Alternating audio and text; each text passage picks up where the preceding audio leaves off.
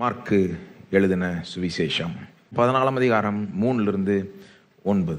அவர் பெத்தானியாவில் குஷ்டரோகியாய் இருந்த சீமோன் வீட்டிலே போஜனம் பந்தி இருக்கையில் ஒரு ஸ்திரீ விலையேற பெற்ற நலதம் என்றும் உத்தம தைலம் உள்ள வெள்ளை கல் பரணியை கொண்டு வந்து அதை உடைத்து அந்த தைலத்தை அவர் சிரசின் மேல் ஊற்றினாள். அப்பொழுது சிலர் தங்களுக்குள்ளே விசனம் அடைந்து, இந்த தைலத்தை இப்படி வீணாய் செலவழிப்பானேன், இதை 300 பணத்துக்கு அதிகமான கிரயத்துக்கு விற்று தரித்திரருக்கு கொடுக்கலாமே என்று சொல்லி அவளை குறித்து முறுமுறுத்தார்கள். இயேசு அவர்களை நோக்கி, அவளை விட்டுவிடுங்கள், ஏன் அவளை தொந்தரவுப்படுத்துகிறீர்கள்? என்னிடத்தில் நற்கிரியை செய்திருக்கிறாள். தரித்திரர் எப்பொழுதும் உங்களிடத்தில் இருக்கிறார்கள். உங்களுக்கு மனது உண்டாகும் போதெல்லாம் நீங்கள் அவளுக்கு நன்மை செய்யலாம். நானோ எப்போதும் உங்களிடத்தில் ஈரேன். இவள் தன்னால் இயன்றதை செய்தாள். நான் அடக்கம் பண்ணப்படுவதற்கு எத்தனமாக என் சரீரத்தில் தைலம் பூச முந்தி கொண்டாள். இந்த சுவிசேஷம் உலகத்தில் எங்கெங்கே பிரசங்கிக்கப்படுமோ அங்கெங்கே இவளை நினைப்பதற்காக இவள் செய்ததும் சொல்லப்படும் என்று மெய்யாகவே உங்களுக்கு சொல்லுகிறேன். ரொம்ப வினோதமான ஒரு சம்பவம். ஏன் தான் பைபிள் இருக்குன்ற மாதிரி கேள்வியெல்லாம் கூட எழும்பலாம். ஆனால் இயேசுவை ஒரு வெளிச்சத்தில் காண்பிக்குது. இயேசுவை இந்த மாதிரி பார்த்துருக்கீங்களான்னு தெரில. நீங்கள் முதல்ல இங்கே என்ன நடந்ததுன்றதை புரிஞ்சுக்கணும். எப்படி, அதாவது ஒரு ஸ்திரீ ஒரு காரியத்தை செய்கிறாங்க, அவங்க என்ன செஞ்சாங்கன்றது புரிஞ்சுக்கணும். ரெண்டாவது, அதை எப்படி சிலர் தப்பாக புரிஞ்சுக்கிட்டாங்கன்றதையும் புரிஞ்சுக்கணும். சிலர் அந்த ஸ்திரீ செஞ்சதை பார்த்து அப்படியே தப்பாக புரிஞ்சுக்கிட்டாங்க, தப்பாக பேசுனாங்க. அதை பற்றி அதை எப்படி நம்ம புரிஞ்சுக்கணுன்றதையும் பார்க்கணும். எப்படி புரிஞ்சுக்க கூடாது, எப்படி புரிஞ்சுக்கணும். அவங்க செஞ்சது என்ன, எப்படி அதை தப்பாக சிலர் புரிஞ்சுக்கிட்டாங்க, எப்படி நாம் புரிஞ்சு கொள்ள வேண்டும். கடைசியாக இதிலிருந்து நாம் கற்றுக்கொள்ள வேண்டிய முக்கிய பாடங்கள். முதலாவது, என்ன நடந்தது இங்கே இந்த மாதிரி ஒரு பகுதிக்கு வர்றப்போ பாருங்கள், கரெக்டாக அதை படிக்கலைன்னா தப்பாக புரிஞ்சுக்க வாய்ப்பு உண்டு, தப்பாக பாடங்களும் கற்றுக்க வாய்ப்பு உண்டு. அதனால் நான் எப்போவுமே சொல்கிற மாதிரி பைபிளில் ஃபஸ்ட்டு இருக்கிறத கவனிக்கணும், புரிஞ்சு கொள்றதுக்கு ஒரு முயற்சி எடுக்கணும். அப்புறம் தான் லாஸ்ட்டு தான் அப்ளிகேஷன். எனக்கு இது எப்படி உதவும், எனக்கு இதில் என்ன இருக்குது, அதெல்லாம் முக்கியமான கேள்வி கடைசியில் வச்சுக்கணும். ஃபஸ்ட்டு கொண்டு வந்தீங்கன்னா எல்லாத்தையும் கெடுத்துரும். ஆகவே மேலே இருக்கிறத கவனிப்போம், டீட்டெயில்ஸை கரெக்டாக கவனிப்போம். எல்லா வசனத்துலையும் அப்படியே வசனமாக கொண்டு போக போகிறோம் உங்களை. அப்புறம் கடைசியில் தான் இதுலேருந்து கற்றுக்கொள்ள வேண்டிய பாடங்கள். 3ஆம் வசனத்தில் தொடங்குது. என்ன நடக்குது? பெத்தானியா ஊரில், அதாவது எருசலேம் நகரத்துக்கு வெளியே இருக்கிற ஒரு சின்ன ஊர், அங்கே தான் இயேசு தங்கிட்டு அங்கிருந்து எருசலேமுக்கு வந்து போகிறார். பெத்தானியா ஊரில் ஒரு வீட்டில் இயேசு பந்தி இருக்கிறார். ஒரு விருந்து நடக்குது. யார் வீட்டிலனா, குஷ்டரோகியாக இருந்த சீமோன் வீட்டில்னு சொல்லப்பட்டிருக்கு. அதாவது குஷ்டரோகியாக இருந்தான் இந்த மனுஷன் சீமோன். ஆனால் இயேசு தான் அவரை குணமாக்கியிருக்க வேண்டும். ஒருவேளை குணமாக்கினதுனாலேயே ஒரு ஸ்தோத்திர கூட்டமாக இருந்திருக்கலாம், அல்லது ஆனால் ஒரு விருந்து பாருங்கள், இயேசுக்கு விருந்து கொடுத்துருக்கலாம். இயேசு தான் அநேகமாக அதில் சீஃப் கெஸ்ட்டாக, முக்கியமான ஒரு கெஸ்ட்டாக இருந்திருப்பார்னு நினைக்கிறேன். ஒரு ஸ்திரீ பந்தி இருக்கையில் எல்லாம் உட்காந்து, அந்த இயேசு தான் அங்கே முக்கியமாக இருந்திருப்பார்னு நினைக்கிறேன். எல்லாம் உட்காந்து விருந்து சாப்பிட்டுட்டு இருக்கிறப்போ ஒரு ஸ்திரீ வராள் நடுவில். அங்கே 3ஆம் வசனத்தினுடைய நடுவில் பார்த்தீங்கன்னா, ஒரு ஸ்திரீ ஒரு ஒரு தைலத்தை பாட்டிலில் கொண்டு வந்து அந்த பாட்டிலை உடைச்சி இயேசுவின் சிரசின் மீது ஊற்றுகிறாள். அதை சொல்கிறப்போ எவ்வளோ விவரமாக சொல்லுது பாருங்க. 3ஆம் வசனத்தில் அதை பற்றி நிறைய டீட்டெயில் சொல்லப்பட்டிருக்கு. ஒரு ஸ்திரீ, 3ஆம் வசனத்தின் நடுவிலிருந்து வாசிக்கிறேன். ஒரு ஸ்திரீ விலையேற பெற்ற நலதம் என்னும் உத்தம தைலம் உள்ள வெள்ளைக்கல் பரணியை கொண்டு வந்து அதை உடைத்து அந்த தைலத்தை அவர் சிரசின் மேல் ஊற்றினாள். ஒரு ஸ்திரீ, பேர் சொல்லப்படவில்லை. மத்தேயு 26 இதே சம்பவம் சொல்லப்படுறப்போ பேர் சொல்லப்படவில்லை. ஆனால் யோவான் 12ஆம் அதிகாரத்தில் பேர் சொல்லப்படுது. இதே போல ஒரு சம்பவம் யோவான் 12ஆம் அதிகாரத்தில் வருது. அங்கே பேர் சொல்லப்படுது. பேர் மரியாள், மார்த்தாளுடைய சகோதரி ஆகிய மரியாள். அந்த லாசருனுடைய குடும்பத்தில் இருக்காங்கல்ல, லாசரு, மார்த்தாள், மரியாள். அந்த மரியாள் தான் இதாக இருக்கணும், மரியாள் தான் இப்படி செஞ்சிருக்க வேண்டும் என்று சொல்லுகிறார்கள். எனிவே, அவங்க பேர் முக்கியம் இல்லை, அவங்க செஞ்சது தான் முக்கியம். ஏன்னா இயேசு எப்படி முடிக்கிறார் 9ஆம் வசனத்தில், இவள் செய்ததும் சொல்லப்படும். இவளை நினைப்பதற்காக இவள் செய்ததும் சொல்லப்படும். அப்போ அவள் செஞ்சது தான் முக்கியமே ஒழிய அவளுடைய பேர் ரொம்ப முக்கியம் கிடையாது. அதனால இங்கே தான் பேர் சொல்லப்படல. என்ன செஞ்சாள்னா, நலதம் என்னும் ஒரு தைலத்தை கொண்டு வரா அந்த ஸ்திரீ. தைலம் என்று அந்த வார்த்தை உங்கள் தமிழ் பைபிள் வர்றப்போ அதை எப்படி புரிஞ்சுக்கணும்னா, வெறும் இன்னைக்கு நீங்கள் தைலம்னு சொன்னால் ஒரு விதமாக புரிஞ்சுப்பீங்க. ஆனால் வெறும் அப்படி புரிஞ்சா பத்தாது. எப்படி புரிஞ்சுக்கணும்னா, தைலம் மற்றும் சென்ட்டு, இந்த கிராஸ் பிட்வீன் பெர்ஃப்யூம் அண்ட் ஆயின்ட்மெண்ட் மாதிரி புரிஞ்சுக்கோங்க. ஏன்னா அப்போ தான் கரெக்டாக புரிஞ்சு. ஏன்னா தைலம்னு இன்னைக்கு சொன்னால் வெறும் ஏதோ முட்டி வலிக்குது, தலை வலிக்கு தைலம் தடவிக்கலாம் அப்படின்னு அப்படின்னு நினச்சி போனாம. பட் அன்றைக்கு தைலத்துக்கு அந்த மெடிசினல் வேல்யூ இருந்தது. அதாவது அந்த மாதிரியும் சில ப்ராப்பர்ட்டிஸ் உள்ள தைலத்தை தடவிப்பாங்க, இது பண்ணிக்குவாங்க. பட் அது மட்டும் இல்லை, அன்றைய காலத்தினுடைய சென்ட்டும் அதுதான். அதாவது இன்றைய காலத்தில் சென்ட் ஆல்கஹால் இருந்து செய்கிறாங்களாம். இன்றைய காலத்தில் ஏன் இப்போ ஈஸியாக உங்களுக்கு சென்ட் ஒரு ஸ்ப்ரே பண்ணுற ஒரு பாட்டிலில் கிடைக்குதுன்னா, அது ஆல்கஹால் இருந்து செய்கிறதுனால அது ரொம்ப அப்படியே மெலிசாக இருக்குது, தின்னாக இருக்குது, கெட்டியாக இல்லை இல்லையா, ஸ்ப்ரே பண்ணிக்கலாம். அன்றைய காலத்தில் சென்ட் எப்படி இருக்குமா, கெட்டியாக இருக்கும். ஏன்னா ஆல்கஹால் இருந்து செய்ய மாட்டாங்களாம், எண்ணெயிலிருந்து செய்வாங்க. Oil based, not alcohol based. எண்ணெயின் அடிப்படையில் செய்கிறதுனால அது ஒன்றும் கெட்டியாக இருக்கும். அது ஸ்ப்ரே பண்ணலாம் முடியாது. ஆனால் அது சென்ட் மாதிரி நல்ல ஒரு இனிய வாசனையுடைய தைலமாய் இருக்கும். அதனால தான் சொல்கிறேன், தைலம்னா அதை தைலம் / சென்ட்ன்ற மாதிரி புரிஞ்சுக்கோங்க. அப்போ தான் கரெக்டாக புரிஞ்சிக்க முடியும். இந்த தைலத்துக்கு ஒரு பேர் உண்டு, நலதம் சொல்லப்பட்டிருக்கு. நலதம் என்னும் தைலம். நலதம் அப்படின்னா இது ஒரு குறிப்பிட்ட தைலம். பாருங்க, இது இமயமலையில் இருக்கிற நலதா என்ற செடியினுடைய வேர்லிருந்து எண்ணெயை எடுத்து அதிலிருந்து செய்வாங்களாம். பேசிக்லி இமயமலைன்னா அங்கே இந்தியா, நேபாள் இந்த மாதிரி இடங்கள்ல இருந்து அங்கே அந்த special plant, spikenard plant, நலதான்ற செடியிலிருந்து அந்த வேர்லிருந்து எண்ணெயை எடுத்து அதிலிருந்து செஞ்சு அது அப்போ அங்கே இம்போர்ட் பண்ணுவாங்க. பாருங்க, எருசலேமில் இருக்குதுன்னா, பெத்தானியாவில் கிடைக்குதுன்னா, அப்போ இது ஸ்பெஷலான இம்போர்ட் பண்ணப்பட்ட ஒரு ப்ராடக்ட் மாதிரி. பாருங்க, இது ரொம்ப விசேஷித்த ஒரு தைலம், நலதம். இது உத்தம தைலமும் சொல்லப்பட்டிருக்கு. நலதம் என்ற உத்தம தைலம். உத்தம தைலம்னா ஹை குவாலிட்டி தைலம். இது கலப்படமற்றது, போலி இல்லாதது, மெய்யானது. இதில் எந்த மற்ற கலப்படமும் சேர்க்கப்படவில்லை இல்லையா. ஆகவே இது விலையேற பெற்றது, ரொம்ப காஸ்ட்லி. சொல்லப்போனால் இதனுடைய ஃப்ளாஸ்கே ரொம்ப ஸ்பெஷல். வெள்ளைக்கல் பரணி ஆலபாஸ்டர் ஃப்ளாஸ்க். ஆலபாஸ்டர்னா அது ரொம்ப அழகாக கிளாஸ் மாதிரி மெட்டீரியல். ஆனால் ஃபுல்லாக தெரியாது. ஆனால் உள்ள என்ன இருக்குது, எவ்வளோ இருக்குதுன்னு ஓரளவுக்கு தெரியும். ஆங்கிலத்தில் டிரான்ஸ்லூசன்ட் அப்படின்வாங்க. டிரான்ஸ்பரண்ட்னா ஃபுல்லாக தெரியும், டிரான்ஸ்லூசன்னா ஒரு மாதிரி ஓரளவுக்கு தெரியும். கொஞ்சம் மறைக்கும், கொஞ்சம் வெளிப்படுத்தும், பார்க்குறதுக்கே அழகாக இருக்கும்.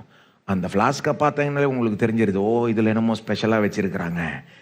அந்த ஸ்திரீ இதை கொண்டு என்ன பண்ணுது, எல்லாரும் பந்தி இருக்கிறாங்க, எல்லாருக்கும் முன்னால் இது நடக்குது.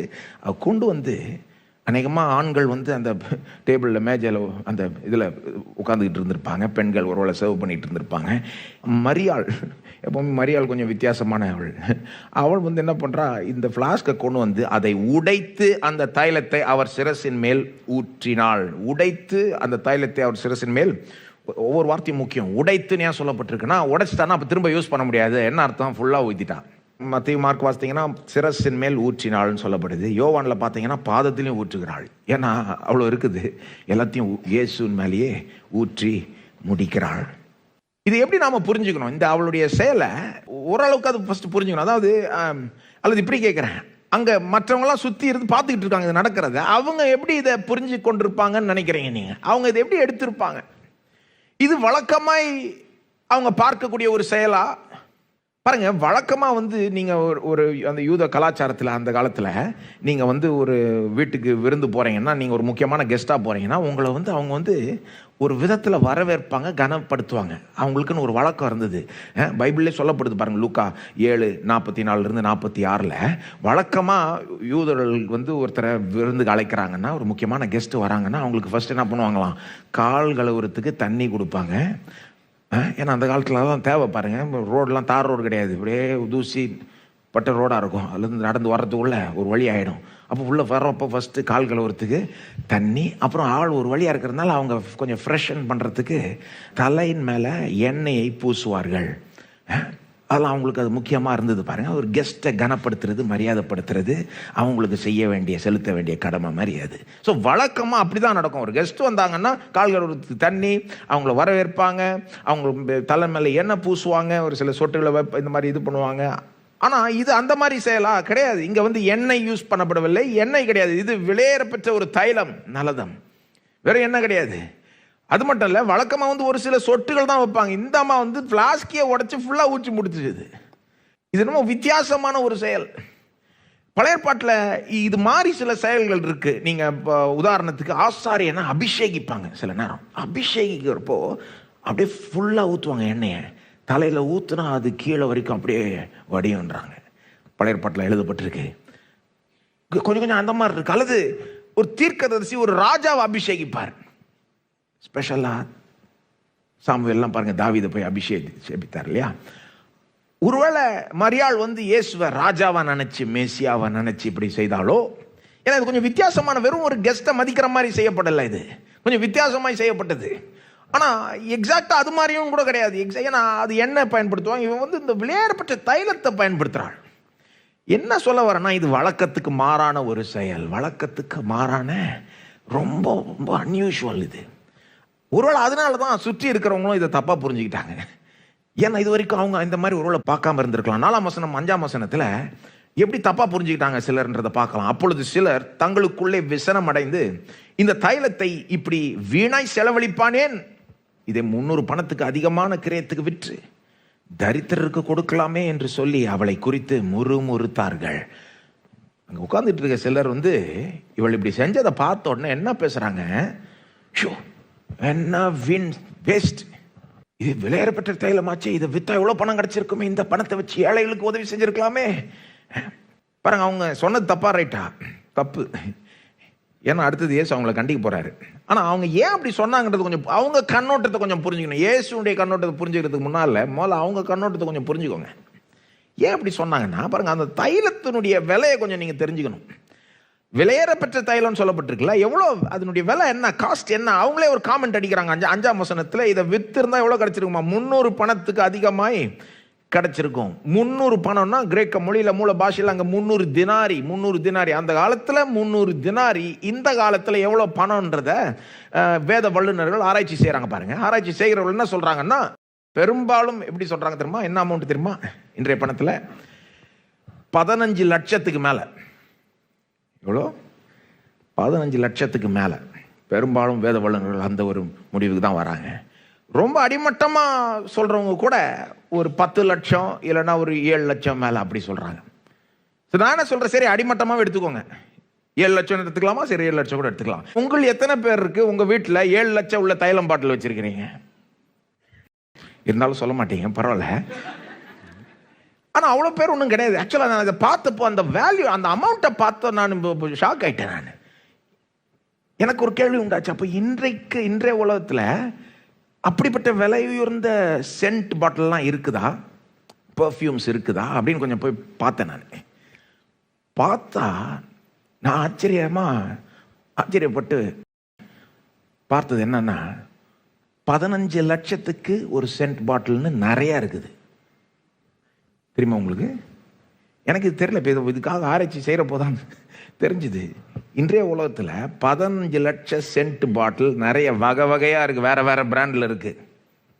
ஒரு பாட்டில் 15 லட்சம், அது மாதிரி நிறையா இருக்குது. அது மட்டும் இல்லை, இன்றைக்கு 2024 மிக விலை உயர்ந்த சென்ட் பாட்டில் எவ்வளோ தெரியுமா? ஒரு பாட்டில் $1 மில்லியன் மேலே, 8 கோடிக்கு மேலே. அப்படின்னா சிலர் வச்சிருக்காங்கன்னு அர்த்தம். ஆனா இது எனக்கு இன்னைக்கு வரைக்கும் தெரியல. பாருங்க, அப்ப நான் யோசித்து பார்க்கிறேன், அன்றைக்கு அந்த ரூம்ல இருந்த பாதி பேருக்கு தெரிஞ்சிருக்காது, ஐயோ இப்படிலாம் இருக்கான்னு. சிலருக்கு விஷயம் தெரிஞ்சிருக்கும், சிலருக்கு தெரிஞ்சிருக்காது. ஏன்னா விஷயம் தெரிஞ்ச சிலர் தான் சொல்றாங்க, இதை வித்து இருந்தா 300 பணம் கிடைச்சிருக்கோன்னு. அப்ப எவனுக்கோ விஷயம் தெரியுது. ஆனா அங்க பாதி பேருக்கு வந்து இதை பார்த்ததே அவங்கள ஷாக் பண்ணிட்டு இருக்கோம். ஐயோ என்ன பாடு, 100 பணமா, இவ்வளோவா, இந்த அம்மா எப்படி இதை வச்சிருக்குன்னு கேள்வி எழும்பி இருக்கும். இந்த அம்மா அதை ஓன் பண்றதை பார்த்ததே அவங்கள அதிர்ச்சிக்கு நடத்திருக்கோம். அது மட்டும் இல்ல, இதை ஓன் பண்றது மட்டும் இல்லாம கொண்டு வந்து அதை உடைச்சி ஒரே நிமிஷத்துல அதை இயேசு மேல ஊத்தி காலி பண்றது இன்னும் அவங்கள ஷாக் ஆகியிருக்கும், இன்னும் அவங்களுக்கு ஒரு அதிர்ச்சியை கொடுத்துருக்கோம். ஏன்னா சிலர்லாம் அப்படிப்பட்ட பணம் பார்த்தது இல்லை. அவங்களுக்கு அதை பார்க்குறப்போ அது அப்படி ஒரு ஒரு வேஸ்ட் மாதிரி தெரியுது. ஐயோ இவ்வளோ பணம் ஒரே நிமிஷத்துல போயிடுச்சே, வித்திருந்தா ஏழைகள் கொடுத்துருக்கலாமே. ஏழைகள் கொடுத்துருக்கலான்ற பேச்சை ஏன் கொண்டு வராங்க? ஏன்னா பாருங்க, இன்னைக்கு கூட அந்த மாதிரி பேச்சு கொண்டு வருவாங்க. ஆனால் யூதர்கள் வந்து மற்ற ஜனங்களை விட ஏழைகளுக்கு செய்யணுன்ற ஒரு கருத்து அவங்களுக்கு ஒரு கொள்கை இருந்தது. அட்லீஸ்ட் இயேசுடைய காலத்தில் ஏழைகளுக்கு உதவி செய்யணும்னு ரொம்பவே நம்பினாங்க. ஏன்னா பழைய ஏற்பாட்டில் கடவுளை கட்டளை கொடுக்குறாரு, ஏழைகளுக்கு தாராளமாக உன்னுடைய கரத்தை விரி அப்படின்றாரு. அறுவடை செய்கிறப்போ எல்லாத்தையும் அறுவடை செஞ்சிடாத, அந்த மூளையிலலாம் இருக்கிறதெல்லாம் விட்டு வை, ஏழைகள் வந்து அவங்களே எடுத்துக்கிட்டோம் அவங்களும் சாப்பிட்டு பிழைக்கணுன்ற மாதிரி. அப்போ ஏழைகளுக்கு உதவி செய்ய தேவன் கட்டளை இட்டதுனால அவங்க அதை இன்னும் முக்கியத்துவப்படுத்தினாங்க மற்ற ஜனங்களை விட. அது மட்டும் இல்ல, பஸ்கா பண்டிகை நேரத்தில் இந்த மாதிரி தானம் தர்மம் செய்யறது ரொம்ப அதிகமாக இருக்குமா யூதர்கள் மத்தியில். அந்த நேரம் தான் அதிகமாக செய்வாங்களாம், ஏழைகளுக்கு உதவி செய்யறதெல்லாம் அதிகமாக செய்வாங்க. அப்போ அவங்கள பொறுத்த வரைக்கும் இது வந்து ஒரு தானம் தர்மம் செய்ய வேண்டிய நேரம்.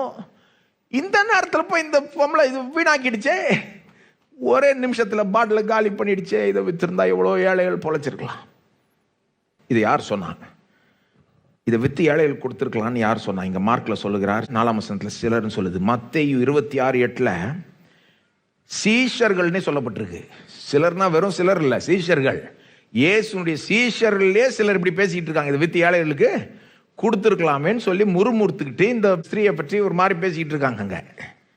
அப்ப நான் கேட்கிறேன், இயேசுனுடைய ஸ்பெஷலான சீஷர்களே அப்போ பேசினாங்கன்னா இயேசு அங்கே வச்சுக்கிட்டு, இன்றைய காலத்தில் இப்படிப்பட்ட சூழல்களில் கிறிஸ்தவர்கள் இப்படி பேசுறதுல நமக்கு ஆச்சரியம் இருக்க கூடவே கூடாது. இன்னைக்கும் பேசுவாங்க, இந்த சர்ச்சை கட்டுறதுக்கு இத்தனை கோடியா, ஷோ அதுக்கு பதில எவ்வளோ ஏழைகளுக்கு உதவி செஞ்சிருக்கலாமே. யார் பேசுவா? நல்ல கிறிஸ்தவர்களே பேசுவாங்க. இயேசுனுடைய சீஷர்கள் முக்கால்வாசி பேர் நல்லவங்க தானேங்க. அவங்க பேசினா இன்னைக்கு கிறிஸ்தவர்கள் பேச மாட்டாங்களா? அப்போ பேசுறப்போ ஆச்சரியப்படுறதுக்கு ஒண்ணுமே இல்லை. சிச்சுவேஷன் கொஞ்சம் காம்ப்ளிகேட் ஆகுது. ஆனால் இங்கே ஏன்னா மத்தேயு மார்க்கை வாசித்தீங்கன்னா இவங்க எந்த பேரையும் சொல்லிக்க மாட்டாங்க. ஒருவேளை அது சீக்கிரமாக எழுதப்பட்டதுனால சிலர் சொல்றாங்க அந்த பேரெல்லாம் மறைச்சி வச்சுட்டாங்களோ என்னமோ. ஆனால் யோவான் வந்து எல்லாத்தையும் வெளிப்படுத்தி விட்டுறாரு பட்டுன்னு. யோவான் 12ஆம் அதிகாரத்தில் யோவான் சொல்றாரு, இந்த பேச்சை தொடங்கி விட்டது யாரு? ஏழை, இதை வித்து ஏழைகள் கொடுத்துருக்கலான்னு ஃபர்ஸ்ட் சொன்னது யாரு? இதெல்லாம் தூண்டி விட்டது யாரு அப்படின்னு சொல்லி காமிக்கிறார். யாருன்னா யூதாஸ் இஸ்காரியோத். யோவான் 12:4-5 வாசித்தீங்கன்னா சொல்றாரு, இதை யார் இந்த பேச்சை முதல்ல தொடங்கி விட்டதுன்னா யூதாஸ் இஸ்காரியோத்துன்னு சொல்லிட்டு அப்புறம் 6ஆம் வசனத்தில் யோவான் சொல்றாரு, யோவான் 12:6 சொல்றாரு, இதை யூதாஸ் ஏன் யோவான் பாருங்க கூட இருந்தாள், அவர் சொல்றாரு யூதாஸ் ஏன் சொன்னான்னா அவனுக்கு வந்து ஏழைகள் மேல ரொம்ப கரிசனை இருக்குன்றதுனால கிடையாது, அவன் திருடன் அப்படின்றாரு. நான் சொல்லுங்க, அவர் சொல்றாரு யோவான் 12:6 அவன் வந்து திருடனாய் இருந்தபடினால் பணப்பை வைத்து கொண்டு அதிலே போடப்பட்டதை அவன் எடுத்துக்கொள்வானான். பணப்பை அவன்கிட்ட இருந்ததுனால, அவன் திருடனா இருந்ததுனால அவன் அப்படி சொன்னான்றாரு. அப்படின்னா என்ன அர்த்தம்னா, ஏன் யூதாஸ் இது வித்து ஏழைகள் கொடுத்துருக்கலாமே அப்படின்னு சொன்னான்னா, யூதாஸை பொறுத்த வரைக்கும் ஐயோ ஒரு சான்ஸை மிஸ் பண்ணிட்டுமே, உடச்சி ஏசு மேல் ஊத்துறதுக்கு பதில் டொனேஷனா கொடுத்துதான் என்கிட்ட வந்திருக்கேன், நான் போய் வித்து ஏழைகளுக்கு கொடுத்துருக்கலாமேன்ட்டு வித்து அதுல இருந்து ஒரு கட்டிங் எடுத்துட்டு இருப்பாங்க. அதுதான் சொல்றாரு யோவான். அப்படியே ஒரு மாதிரி இதான் சொல்றாரு, திருடன்றாரு. அப்போ யூதாஸ் தான் தொடங்கி விட்டது பேச்ச. ஆனா யூதாஸ் தொடங்கி விட்ட பேச்ச மற்ற சீஷர்களும் அந்த பேச்சை வளர்க்குறாங்க. ஏன்னா மத்தேயு மார்க்க வாசித்தீங்கன்னா தெளிவா மத்தேயுல அது தெளிவா வருது, சீஷர்கள் ப்ளூரல் பன்மை, சீஷர்கள் அதை கண்டு விசனம் அடைந்து இது இந்த வீண் செலவு எண்ணத்திற்கு. அப்போ யூதாஸ் தொடங்கி விட்டதை இவங்களும் யூதாஸ்னால இன்ஃப்ளூயன்ஸ் பண்ணப்பட்டு இவங்களும் பேசிக்கிட்டு அந்த பேச்சை வளர்த்துக்கிட்டு இருக்காங்க. ரோமே மரியாளுக்கு விரோதமாய் திரும்பி விட்டது, அந்த ஸ்திரீக்கு விரோதமாய் திரும்பி விட்டது. எல்லாரும் இதை பத்தி பேசிக்கிட்டு தங்களுக்குள்ள பேசிக்கிட்டு முறுமுறுத்துக்கிட்டு இருக்காங்க. கூடி சீக்கிரம் தெரிஞ்சிருச்சு மரியாதை பற்றி தான் பேசுறாங்க. எப்படி இருந்திருக்கும் பாருங்க அந்த ஸ்திரீக்கு. எல்லாம் ஆண்கள் அந்த சமுதாயத்தில், அதான் நான் சொன்னது போல ஆண்கள் மேஜையில் உட்காந்துட்டு இருந்திருப்பாங்க, அநேகமா அந்த பெண்கள் சர்வ் பண்ணிட்டு இருந்திருப்பாங்க. இது செஞ்சது ஒரு பெண், அவளை பற்றி பேசிக்கிட்டு இருக்காங்க. அவள் பெருசாக ஒன்றும் பேசவும் முடியாது, பேசினா கவனிக்கவும் மாட்டான், கேட்கவும் மாட்டான், நீ யார் சொல்றதுக்குன்னுவான். ரூமே அவளுக்கு விரோதமாய் திரும்பி விட்டது. அப்போதான் இயேசு பேசுகிறார். 6ஆம் வசனம், இயேசு அவர்களை நோக்கி, அவருடைய பதிலை கவனிக்கணும். மார்க் 14:6 இயேசு அவர்களை நோக்கி, அவளை விட்டு விடுங்கள், அவளை விட்டு விடுங்கள். அப்படி வாசிக்கணும், ஒரு கமாண்ட், ஒரு கட்டளை. அவளை விட்டு, அவளை சும்மா விடுங்கன்றார். விட்டு, தமிழ்ல அவ்வளோ அழகா இருக்கு வார்த்தைகள். அவளை விட்டு விடுங்கள், ஏன் அவளை தொந்தரவு படுத்துகிறீர்கள்? என்னிடத்தில் நற்கிரியை செய்திருக்கிறாள். ஆனால் அது அப்படி வாசிக்கக்கூடாது. அவளை விட்டு விடுங்கள். ஏன் தொந்தரவு படுத்துறீங்க? என்னிடத்தில் நல்லதை செஞ்சிருக்கிறாவ, எனக்கு நல்ல ஒரு காரியத்தை செஞ்சிருக்கிறா. கடிந்து கொள்கிறார் அவர்களை. அங்க இருந்த மற்ற ஆண்களை கடிந்து கொள்கிறார். அந்த பெண்ணு பேச முடியாதனால இவரே பேசுகிறார். இப்போ குவைட்டார்ன்றார். அவளை பத்தி பேசுறது நிறுத்து, அவளை விட்டு சும்மா விடு. ஏன் தொந்தரவு படுத்துற? எனக்கு செஞ்சா, நல்லதை செஞ்சா நான் சொல்றேன். போ, நீங்க எல்லாம் கெட்டதுன்றீங்கல்ல, நான் சொல்றேன் அவன் எனக்கு நல்லதை செஞ்சான். அப்படிதான் சொல்றாரு. என்னிடத்தில் நற்கிரியை செய்திருக்கிறாள். இயேசு அவளை டிஃபெண்ட் பண்ணுகிறார். இங்க அவளுக்கு ஆதரவாய் பேசுகிறார். அவளோட வாயை அப்படி அடைக்கிறார். நிறுத்து அப்படின்றார். அவள் செய்தது நல்லது. நற்கிரியை எல்லாம் சொல்லுங்க. நற்கிரியை, அதாவது நல்ல கிரியை. 2 வார்த்தைகள் மூல பாஷையில், 2 வார்த்தை. நல்ல கிரியை. அந்த நல்லன்ற வார்த்தைக்கு அர்த்தம் என்னது? அவள் செஞ்சது கெட்டது கிடையாது, நல்லது. நீங்கெல்லாம் சொல்றீங்க கெட்டதுன்னு, செஞ்சிருக்க கூடாதுன்றீங்க. நான் சொல்றது நல்லது, கெட்டது கிடையாது, நல்லது. ஆனா அந்த நல்லதுன்னுடைய வார்த்தை பாருங்க, வேற அர்த்தமும் இருக்கு அதுக்கு. அந்த கிரேக்க மொழியில அதுக்கு வேற அர்த்தங்களும் உண்டு. அதுக்கு நல்லதுன்றது ஒரு அர்த்தம், கெட்டது கிடையாது, நல்லது. ஆனா இன்னொரு அர்த்தம் பொருத்தமானது. பொருத்தமானதுன்னா இந்த சூழ்நிலைக்கு, இந்த நேரத்துக்கு கரெக்ட், பொருத்தமானது. இன்னொரு அர்த்தமும் இருக்குது அதுக்கு. அது என்னன்னா அழகானது. அழகானது. ஆக்சுவலா நீங்க ஆங்கில சில மொழிபெயர்ப்பெல்லாம் வாசித்து பார்த்தீங்கன்னா, ESV, NIV எல்லாம் பார்த்தீங்கன்னா, she has done a beautiful thing to me, எனக்கு ஒரு அழகான காரியத்தை அவள் செய்திருக்கிறாள்னு வரும். அந்த வார்த்தை அப்படிப்பட்ட வார்த்தை பாருங்க. அதை நல்லதுன்னு மொழிபெயர்க்கலாம், கெட்டது கிடையாது, நல்லது. அதே நேரத்தில் பொருத்தமானது, இந்த நேரத்துக்கு, இந்த சூழ்நிலைக்கு ஏற்றது. அது மட்டும் இல்லை, அழகானது. எப்படி வேணா மொழிபெயர்க்கலாம். சில நேரங்களில் 2-3 அர்த்தம் கலந்து கூட வரலாம். உதாரணத்துக்கு ஆதியாகமம் 1ஆம் அதிகாரத்தில் தேவன் வானத்தையும் பூமியும் படைச்சு, உலகத்தையே படைச்ச பிறகு எல்லாம் படைச்சிட்டு அதை நல்லது, ரொம்ப நல்லது என்று கண்டார். இதை மனசுல வச்சுக்கிட்டு சொன்னார். இது கெட்டது கிடையாது, நல்லது மட்டும் கிடையாது, நிச்சயமா ரசிச்சு சொல்லியிருப்பார். என்னங்க, அவர் படைச்ச உலகம் எவ்வளவு அழகா இருக்கு. அவர் எப்படி சொல்லியிருப்பார்னா, கெட்டது கிடையாது, நல்லது மட்டும் இல்ல, அழகானது. Wow, just right. எப்படி இருக்கணுமோ அப்படி உண்டாக்கி இருக்கிறேன். ரொம்ப நல்லதுன்னு சொல்றப்பாங்க. அழகானதும் அவரது வந்துருது, நல்லதுன்ற அர்த்தமும் வந்துருது. இது அப்படிப்பட்ட ஒரு பகுதியா இருக்கலாம் பாருங்க. இங்க நல்லது, கெட்டது கிடையாது, இது நல்லது. அது மட்டும் இல்லை, இது அழகானது.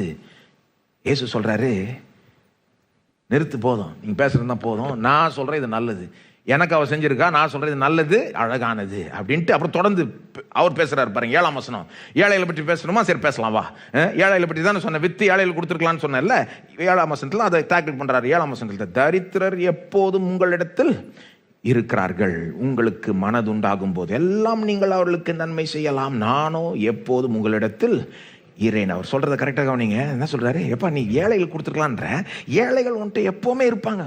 உலகத்துல எப்பவுமே ஏழைகள் இருப்பாங்க. ஆகவே நீ எப்ப வேணாலும் அவங்களுக்கு உதவி செய்யலாம் தாராளமா.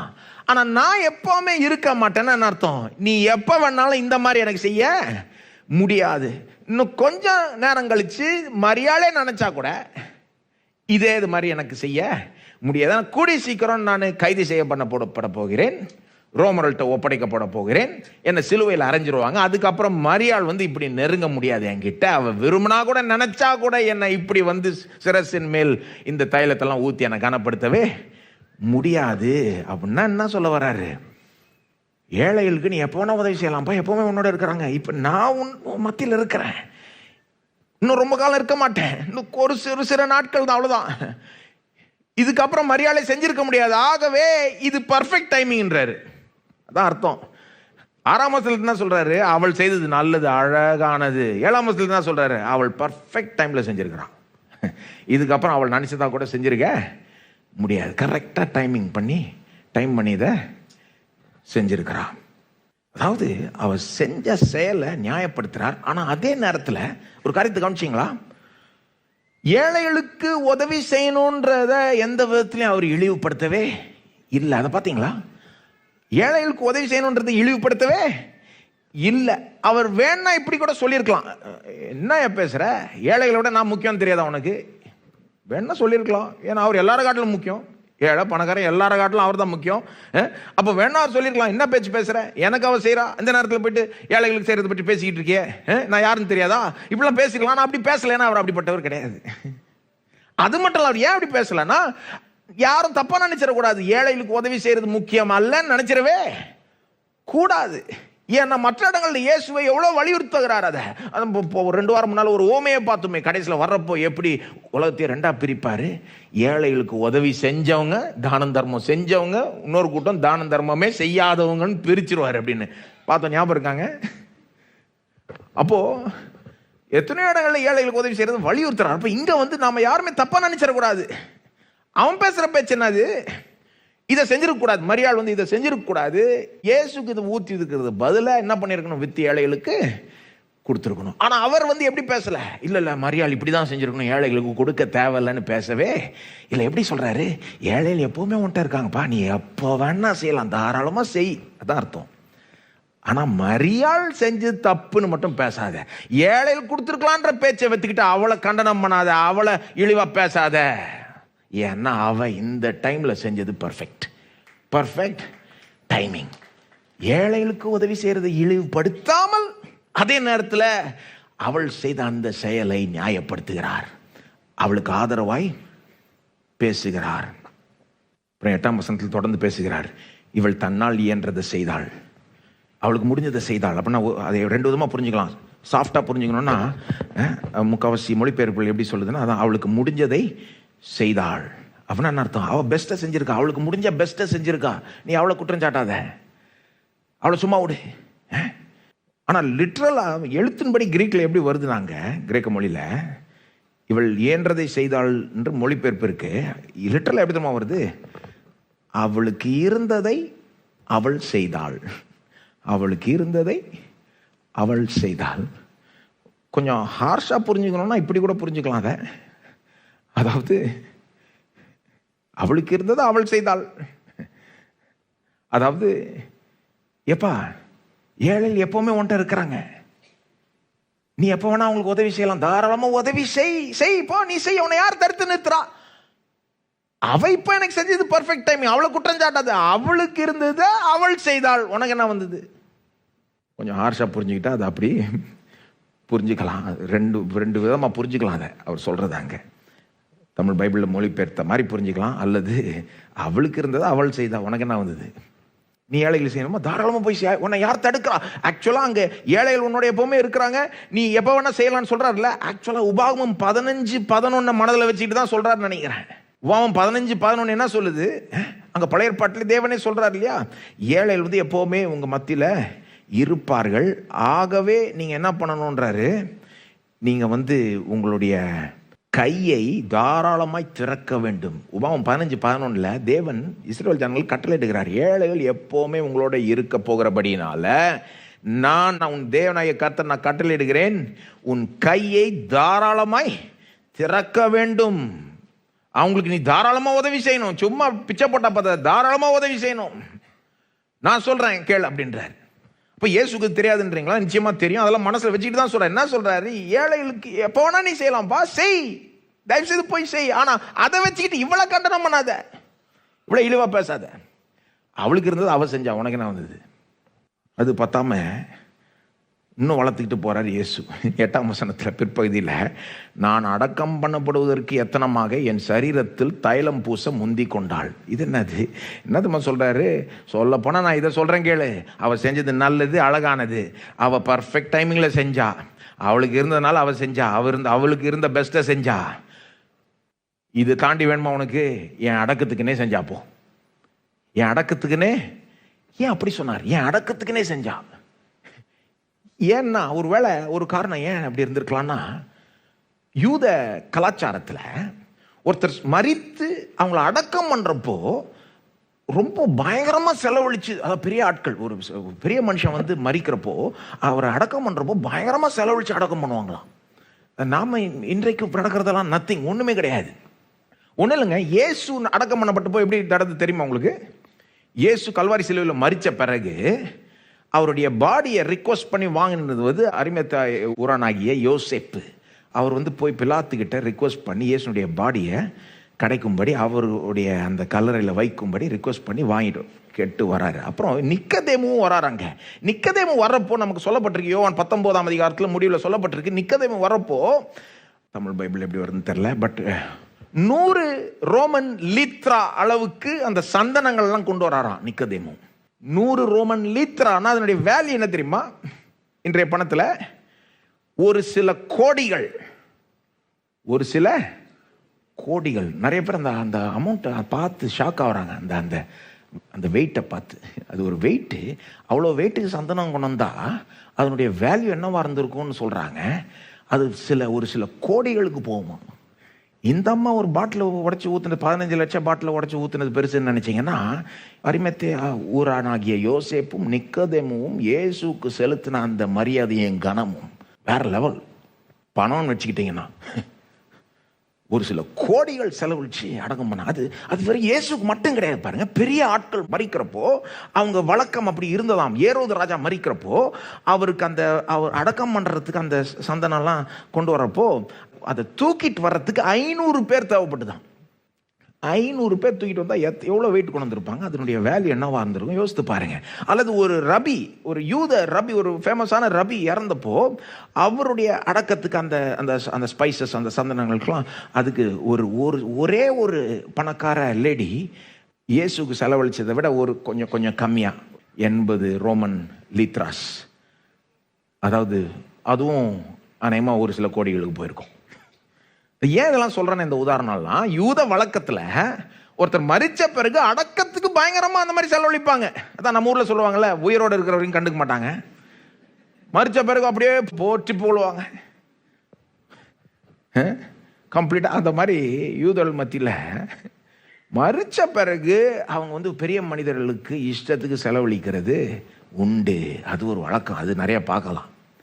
ஒருவேளை அந்த ஒரு கலாச்சார வழக்கம் இருக்கிறதுனால இயேசு அப்படி சொன்னாரான்ற மாதிரி இருக்குது. அதாவது இவனுங்கெல்லாம் இவர் சொன்னதை தப்பா பேசுறாங்க. ஏன்னா இவர் செஞ்சத மாதிரி அவங்க பார்த்ததே கிடையாது. இது ரொம்ப வித்தியாசமா இருக்கு, வழக்கத்துக்கு மாறான ஒரு செயலா இருக்கு. யாரும் இப்படி செய்ய மாட்டாங்க. இப்படி ஒரு கெஸ்ட்டுக்கு இப்படி எல்லாத்தையும் அப்படியே ஊத்திர மாட்டாங்க. இவர் அவ்வளோ பெரியவரான்னு அவங்க மனசுல. இயேசு சொல்றாரு, அவ செஞ்சது நல்லதுன்னு நான் சொல்றேன், அழகானதுன்னு நான் சொல்றேன், அவ செஞ்சது பர்ஃபெக்ட் டைமிங் நான் சொல்றேன், அவ என் அடக்கத்துக்குன்னே செஞ்சாப்போ, என் அடக்கத்துக்கு அவ செலுத்த வேண்டிய கடமையை முன் செலுத்திட்டான். இதுக்கு மேல விளக்கம் வேணுமா உனக்கு? அவனுக்கு புரியுற மாதிரி சொல்றாரு. அவ செஞ்சது அவ்வளவு பெருசுன்னு நினைக்கிறல்ல நீன்னு, என் அடக்கத்துக்கு செஞ்சாயா? நான் அப்படி எடுத்துக்கிறேன் அதை. அவ அப்படி, அந்த ஸ்திரீ அப்படி நினைச்சு செஞ்சாலான்னு எனக்கு தெரியல. அடக்கத்துக்கு செய்யறாங்கன்னு நினைச்சா செஞ்சாங்க. எனக்கு தெரிஞ்சு அவங்க அப்படி செஞ்சிருக்க மாட்டாங்கன்னு நினைக்கிறேன். மேபி ரிமோட் பாசிபிலிட்டி உண்டு. பட் அதாவது அடக்கத்துக்கு தான் நான் செய்ய போகிறேன், அடக்கத்துக்கு இப்போவே நான் செலுத்த வேண்டிய கடமையை செலுத்திடுறேன்னு நான் செஞ்சாங்க முன்னு அப்படி செஞ்சாங்கன்னா அவங்களுக்கு இயேசு கூடி சீக்கிரம் மறிக்க போகிறாருன்னு தெரியணும், கொடூரமாய் மறிக்க போகிறாருன்னு தெரியணும், மறித்த பிறகு சரீரத்துக்கிட்ட நெருங்க முடியாதுன்னு தெரியணும். ஆகவே அப்போ இந்த மாதிரி காரியங்களை செய்ய முடியாதுன்னு தெரியணும். இதுதான் லாஸ்ட் சான்ஸ், இப்போ செஞ்சாதான் உண்டு, அடக்கத்துக்கு நான் செலுத்த வேண்டிய கடமை இப்போவே செஞ்சிடணும் அப்படின்னு நினச்சாவும் செஞ்சாங்க. எனக்கு தெரிஞ்ச அப்படி அநேகமா இருக்காது. அவங்க எப்படி செஞ்சுருப்பாங்கன்னா, மரியாளா இருந்தால் அவங்க இயேசுவை ராஜாவாக பார்த்துருப்பாங்க, மேசியாவாக பார்த்துருப்பாங்க. அவர் தான் அவங்களுடைய சகோதரன் லாசரோ உயிரோடு எழுப்பி இருக்கிறாரு, அவர்னால தான் அவங்களுக்கு வாழ்வே கிடச்சிருக்கு, ஒரு வாழ்க்கையே ஒரு வேற விதமாக வாழ வச்சிருக்கிறாரு. மரியாள் பாருங்க, இயேசுடைய பாதத்தில் உட்கார்ந்து போதனையை கேட்கிறவள் இல்லையா, இயேசுடைய வார்த்தைகளை அப்படி ரசித்து கேட்டவள். அப்போ நிச்சயமா இயேசு அவங்க மனசில் ரொம்ப பெரிய ஒரு இடத்துல இருந்திருப்பாங்க. ரொம்ப உன்னதமான, மரியாதை பொறுத்தவரைக்கும் இயேசு ரொம்ப உன்னதமானவர், ரொம்ப மகிமையானவர். அவருக்கு இது பொருந்தும். இந்த பாட்டிலே உடைச்சு ஊத்துனா இது எவ்வளவு விலையா இருந்தாலும் அவளை பொறுத்த வரைக்கும் அவருக்கு இது பொருத்தமா இருக்கும். அவர் இதற்கு பாத்திரர். அப்படி நினைச்சு செஞ்சிருப்பாங்கன்னு நினைக்கிறேன். எந்த அளவுக்கு அவர் உடனே மறிக்க போறாரு, எப்படி மறிக்க போறாரு, அதெல்லாம் அவங்களுக்கு எந்த அளவுக்கு தெரிஞ்சதுன்னு தெரியல. தெரிஞ்சிருக்க ஒரு சின்ன சான்ஸ் இருக்கு. ஆனா அநேகமா அவ்வளோ தெரிஞ்சிருக்காதுன்னு நினைக்கிறேன். ஏன் அப்படி சின்ன சான்ஸ் இருக்குன்னு சொல்கிறேன்னா, நான் சொன்னது போல் மரியாள் வந்து இயேசுடைய வார்த்தையில் உருப்படியாக கேட்கிறவள் பாதத்தில் உட்காந்து கேட்கிறபடினால் ஒருவேளை இயேசுவே சொல்லியிருக்கலாம் எப்படி மரிக்க போகிறார். ஏன்னா சீஷர்கள்ட்ட சொல்கிறாரு, மரிக்க போகிறார், பாடுபட்டு மரிக்க போகிறார், ரோமல்கிட்ட ஒப்படைக்க போட போகிறார், அவங்க துப்புவாங்க, அடிப்பாங்க, வார நாள் அடிப்பாங்கலாம் சொல்கிறாருல்ல. ஒருவேளை மரியாள், மார்த்தா இவங்களாம் இயேசுக்கு க்ளோஸாக இருந்ததுனால அவங்கக்கிட்டையும் சொல்லியிருக்கலாம். அப்போ ஒருவேளை அதை நம்பியும் செஞ்சுருக்க வாய்ப்பு உண்டு. ஆனால் எனக்கு அதை கரெக்டாக சொல்ல முடியல. குறைஞ்சபட்சம் இதை சொல்லலாம், அவன் நினைச்சாலும் இல்லையோ. இயேசு என்ன சொல்றாரு, ஏன் அடக்கத்துக்கு அவ செஞ்சான்னு நான் சொல்றேன், நீங்களும் வாய்மூடுங்கன்றார். என் அடக்கத்துக்காக செஞ்சார் அப்படின்னு சொல்லிட்டு இதெல்லாம் பத்தாதுன்ட்டு கடைசியாக 9ஆம் வசனம் இன்னும் இதையும் தாண்டி இன்னொன்று சொல்றார். 9ஆம் வசனம், இந்த சுவிசேஷம் உலகத்தில் எங்கெங்கே பிரசங்கிக்கப்படுமோ அங்கங்கே இவளை நினைப்பதற்காக இவள் செய்ததும் சொல்லப்படும் என்று மெய்யாகவே உங்களுக்கு சொல்லுகிறேன். நான் சொல்றாரு, என்னை பற்றி நீங்கள்லாம் அவ்வளோ இப்படி பேசுனீங்கல்ல, என்னை பற்றி எங்கெங்க உலகத்தில் சொல்ல போறாங்களோ அங்கெல்லாம் இவளை பற்றியும் சொல்லும்படி நான் பார்த்துக்கிறேன். போ, இவ செஞ்சது இவ்வளோ இழிவா பேசுனீங்க இல்லையா, இவ செஞ்சதை உலகமே மறக்க முடியாத அளவுக்கு நான் பண்ணிடுறேன். ஏன்னா இவ செஞ்சது அவ்வளோ சூப்பர் போ அப்படின்றார். எப்படி இருந்திருக்கும் அங்க இருக்கிறவங்களுக்கு இதெல்லாம் ஒரு அங்க இதை இந்த அம்மா செஞ்சதை இழிவா பேசினவங்களுக்கு இது ஒரு பெரிய கடிந்து கொள்ளுதல். இந்த ஸ்திரீ செஞ்சதை போற்றி புகழ்றார் இயேசு. எப்படி சொல்றார், இவளை நினைப்பதற்காக இவள் செய்ததும் சொல்லப்படும். இவளை நினைப்பதற்காக இவள் செய்ததும் இங்க சொல்லப்படுதே. இன்னைக்கு 2000 வருஷம் கழிச்சு அங்க ஒரு ஸ்திரீ செஞ்ச, அந்த வீட்டில் ஒரு ஸ்திரீ செஞ்சது இங்க சொல்லப்படும்னா யார் நினைச்சிருப்பா? ஏசு அதே மாதிரி செஞ்சு காமிச்சிட்டாரு. இவளை நினைப்பதற்காக இவள் செய்ததும் சொல்லப்படும். இவள் அந்த அளவுக்கு போற்றிட்ட பிறகு, இவங்களெல்லாம் கடிந்து கொண்ட பிறகு அடுத்த வசனத்தில் என்ன தெரியுமா வாசிக்கிறோம்? மார்க்கு 14:10 என்ன தெரியுமா பார்க்குறீங்க? வாசித்து பாருங்க வேணா. அடுத்தது, அப்பொழுது யூதாஸ் என்ன பண்றான்? பிரதான ஆசாரியர்கள்ட்டையும் அந்த யூத மத தலைவர்கள்ட்டையும் போயிட்டு இயேசுவை நான் காட்டி கொடுக்க ரெடின்றான். அவர் பேசினதை அவன் தாங்கிக்க முடியல. அவன் தான் தூண்டி விட்டது இந்த பேச்சை. வாங்குவாங்கன்னு வாங்கிட்டார். இதுதான் டிப்பிங் பாயிண்ட். ஏற்கனவே இயேசுவை காட்டி கொடுக்கணும்னு ஐடியாலாம் இருந்திருக்கலாம் ஒரு வேளை. இயேசு ஏற்கனவே அவனுக்கு ரொம்ப பிடிக்கல, இயேசு சொல்கிற எல்லாத்தையும் ஏற்றுக்கொள்கிற மனசு இல்லை. ஆனால் இந்த சம்பவம் வந்து அவனை அப்படியே இது பண்ணிடுச்சு. இப்படி கடிந்து கொண்டார் இயேசு. போய் நான் காட்டி கொடுக்க ரெடின்ட்டான். எனக்கு எவ்வளோ பணம் தருவீங்க? காட்டி கொடுத்தா எவ்வளோ பணம் கொடுப்பீங்க? அந்த ஸ்திரீயின் சார்பாக அப்படி பேசுகிறார். அவர் செஞ்சதா அப்படி. இந்த சுவிசேஷம் உலகத்தில் எங்கெங்கே பிரசங்கிக்கப்படுமோ அங்கங்கே இவளை நினைப்பதற்காக இவள் செய்ததும், இவளை நினைப்பதற்காக, தமிழ்ல அப்படியே கரெக்டாக மொழிபெயர்த்திருக்காங்க பாருங்க. இவளை நினைப்பதற்காக இவள் செய்ததும் சொல்லப்படும். இவள் செய்தது சொல்லப்படும். என்ன செஞ்சானே சொல்லப்படும். இவளை நினைப்பதற்காகவே, இவளை நினைக்கணுன்றதுக்காக நான் சொல்ல வைப்பேன் போ அப்படின்ற. இதை எப்படி புரிஞ்சுக்கிறது? இதை வந்து நீங்கள் ஒரு மாதிரி ரொம்ப யோசிக்காமல் புரிஞ்சுக்கிட்டீங்கன்னா அது அவ்வளோ புரிஞ்சுக்க முடியாது. அதாவது எங்கெங்கே சுவிசேஷம் பிரசங்கிக்கப்படுமோ இவளை நினைப்பதற்காக இவள் செய்ததும் சொல்லப்படும்னா, நாம் சுவிசேஷம் பிரசங்கிக்கப்படுமோ, எங்கெங்கே சுவிசேஷம் பிரசங்கிக்கப்படுது அப்படின்னு சிந்திக்கிறப்போ எப்படி சிந்திப்போம்? ஏதாவது காஸ்பிள் மீட்டிங், சுவிசேஷம் வந்து அன்பிலிவர்ஸுக்கு, அவிஸ்வாசிகளுக்கு ஒரு 1/2 மணி நேரத்தில் பிரசங்கிக்கப்படுறதை நினைக்கலாம் ஒரு வேளை. நான் கேட்குறேன், அந்த மாதிரி சுவிசேஷத்தை காஸ்பிள் மீட்டிங்கில் பிரசங்கம் பண்ணுறாங்க எத்தனை பேர் இவங்க செஞ்சதை சொல்கிறாங்க? அப்படி நினச்சா அது கரெக்டாக வராது. எப்படி நினச்சா அதை கரெக்டாக புரிஞ்சுக்கலாம்னா, இயேசுனுடைய முழு வாழ்க்கை வரலாறே ஒரு சுவிசேஷமாக எடுத்துக்கிட்டிங்கன்னா, இயேசு பிறந்தது, வாழ்ந்தது, எல்லாத்தையும் செஞ்சது, கடைசியில் மரித்தது, உயிரோட எழும்பினது, பரமேறினது, திரும்ப அவர் வரப்போறார் என்ற அந்த முழு கதையே, அந்த முழு அந்த இது நரேட்டிவையே நீங்க சுவிசேஷம் என்று எடுத்துக்கொண்டீர்களானால், இயேசு என்ன சொல்றாரு? என் கதையை முழுசா சொல்றப்போ இவ கதையும் அதுல சொல்லப்படும், இவ செஞ்சதும் சொல்லப்படும் எடுத்துக்கிட்டீங்கன்னா புரியலாம். ஏன்னா இப்ப நாம வாசிக்கிறதே என்னது? மார்க்கு எழுதின சுவிசேஷம். அதுதானே சொல்றோம். மார்க்கு எழுதின சுவிசேஷம் 14ஆம் அதிகாரம் திருப்புங்கன்னு சொல்றேன். இது வந்து இந்த புஸ்தகத்துக்கு பேரே சுவிசேஷம். ஏன்? இது இயேசுவை பற்றிய புஸ்தகம். இயேசுடைய முழு வாழ்க்கை வரலாறை சொல்லுகிற புஸ்தகம். அவர் செஞ்ச பூமியில் அவர் செஞ்ச காரியங்கள் எல்லாம் அது கடைசியில் எங்கே போய் முடியுது? கல்வாரி சிலுவையில் அவருடைய மரணம், அதுக்கப்புறம் உயிர்த்தெழுதல், அப்புறம் பரமேறுகிறார், சபைக்கு ஒரு ஊழியத்தை கொடுத்துக்கிட்டு போகிறார். அது முழுசாவே சுவிசேஷம் தான் என்னப்படுது. மத்தேயு எழுதின சுவிசேஷம், மார்க் எழுதின சுவிசேஷம், லூக்கா எழுதின சுவிசேஷம், யோவான், இது எல்லாமே இயேசுனுடைய முழு கதையை சொல்லுகிற பாருங்க. அந்த ஒரு லாங் வெர்ஷன் நினைச்சுக்கலாம், நீண்ட வடிவம் நினைச்சுக்கலாம். அந்த ஒரு அரை மணி நேரத்தில் ஒரு பிரசங்கியார் வந்து அவிசுவாசிகளுக்கு சுருக்கமா சுவிசேஷத்தை சொல்றாரு பாருங்க. அது ஒரு ஷார்ட் வெர்ஷன் எடுத்துக்கோங்க. அது சுருக்கமா சொல்றாரு. அதனுடைய நீண்ட வடிவம் என்னது? மத்தேயு, மார்க், லூக்கா, யோவான். மார்க் 1:1 எப்படி சொல்லுதுன்னா, தேவனுடைய குமாரனாகிய இயேசு கிறிஸ்துவனுடைய சுவிசேஷத்தின் ஆரம்பம். தேவனுடைய குமாரனாகிய இயேசு கிறிஸ்துவனுடைய சுவிசேஷத்தின் ஆரம்பம்னா என்னங்க? மார்க் சொல்றாரு, எப்ப நான் தொடங்குறேன், ஆரம்பிக்கிறேன், என்னத்தை தொடங்குறேன்? இயேசு கிறிஸ்துவனுடைய சுவிசேஷத்தின் ஆரம்பம். அத இயேசு கிறிஸ்துவனுடைய நற்செய்தியை தொடங்குறேன். பாரு, கேளு, வாசி, ஃபுல்லா வாசி. இது வந்து சுவிசேஷம், இயேசுவை குறித்த நற்செய்தி. அப்படி எடுத்துக்கிட்டீங்கன்னா இது ஈஸியாக புரியும். ஏன்னா மத்தேயு அந்த அம்மா செஞ்சதை ரெக்கார்ட் பண்ணிட்டாரு, மார்க்கும் அவங்க செஞ்சதை ரெக்கார்ட் பண்ணிட்டாரு, யோவானும் அவங்க செஞ்சதை ரெக்கார்ட் பண்ணிட்டாரு. அப்போ எங்கெங்க அவருடைய வாழ்க்கை வரலாறு, அவரை குறித்த சுவிசேஷம் இந்த விதத்தில் பிரசங்கிக்கப்படுதோ, இப்போ நம்ம பிரசங்கிச்சிட்டு இருக்கோம். மார்க்கில் இருந்து உலகம் முழுக்க எத்தனையோ பேர் மார்க்கை பிரசங்கிச்சிருக்காங்க, மத்தேயு பிரசங்கிச்சிருக்காங்க, யோவானை பிரசங்கிச்சிருக்காங்க. இயேசுனுடைய சுவிசேஷத்தின் நீண்ட வடிவத்தை எடுத்து சொல்லும் போது இவங்க செஞ்சதை சொல்லாமல் இருக்க முடியாது. அப்படி எடுத்துக்கலாம். இன்னொரு அர்த்தத்திலையும் வேணா எடுத்துக்கலாம். ஒருவேளை இந்த அர்த்தத்திலையும் அவர் சொல்லியிருக்கலாம், இயேசு இந்த அர்த்தத்திலையும் சொல்லியிருக்கலாம். எந்த அர்த்தம்னா, எங்கெங்க சுவிசேஷம் பிரசங்கிக்கப்படப்படுதோ அங்கங்க இவளை நினைப்பதற்காக இவள் செய்ததும் சொல்லப்படும்னா ஒருவேளை இப்படியும் சொல்லியிருக்கலாம். ஏன்னா அவர் என்ன பண்றாரு, அந்த அம்மா நினைச்சாங்களோ நினைக்கலையோ அவங்க செஞ்சதை அவருடைய மரணத்தோட கனெக்ட் பண்ணி விட்டுறாரு. ஏன் அடக்கத்துக்கு தான் செஞ்சாங்க போன்றாரு. குடி சீக்கிரம் வரப்போகுது மரணமும் அடக்கமும். அப்ப என்ன பண்றாரு, அவங்க செஞ்சதை வச்சுட்டு நம்ம அவருக்கு வரப்போகிற மரணத்தை நம்ம சிந்திக்கும்படி வைக்கிறார். மரணத்தை சிந்திக்கும்படி வைக்கிறார். அப்போ அந்த அவருடைய மரணம், அடக்கம், அவங்க செஞ்சதை எல்லாம் கம்பைன் பண்ணீங்கன்னா அது இப்படி கூட புரிஞ்சுக்கலாம்.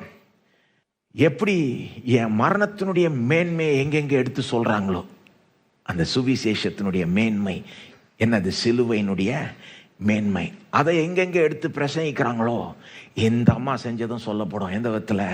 இந்த அம்மா வந்து அந்த நேரத்தில் ஏழைகளுக்கு கொடுக்கறத விட எனக்கு கொடுக்கறத முக்கியமாய் கருதினார்கள். அவங்க செஞ்சது தப்பு கிடையாது, ரைட்டு. அவங்க செஞ்சது ரைட்டுன்னு எப்படி நிரூபிக்கப்படுதுன்னா, அந்த பாட்டிலை விற்று அந்த பணத்தை ஏழைகள் கொடுத்துருந்தா அது ஓரளவுக்கு அவங்களுக்கு உதவி செஞ்சுருக்கும். மேபி எத்தனையோ ஏழைகள் ஒரு சில நாட்களுக்கு அதை வச்சு பொழைச்சிருக்கலாம். ஆனால் அந்த பணம் கூடி சீக்கிரம் முடிஞ்சிடும். அதுக்கப்புறம் திரும்ப பழையபடி அதே நிலைமையில் இருப்பார்கள். ஆனால் இவங்க என்ன தெரிந்து கொண்டாங்க, இந்த மரியாள்கள் ஏழைகள் கொடுக்கறது பதில் இயேசுவின் மேலே ஊற்றி விட்டார்கள். இயேசுவை வரப்போற அந்த மரணம் அடக்கத்துக்கு என்று ஆயத்தப்படுத்தி விட்டார்கள். அதாவது இயேசுடைய மரணத்தை பெருசா நினைச்சு, இயேசுவையும் அவர் செய்ய போகிற காரியங்களும் பெருசா நினைச்சு செஞ்சிட்டாங்க. அவர் என்ன பண்ணிட்டார், கொஞ்ச நாட்கள்ல சிலுவையில மரிச்சு ஏழ்மைத்தனத்துக்கு நிரந்தர ஒரு தீர்வையே கொண்டு வந்துட்டார்.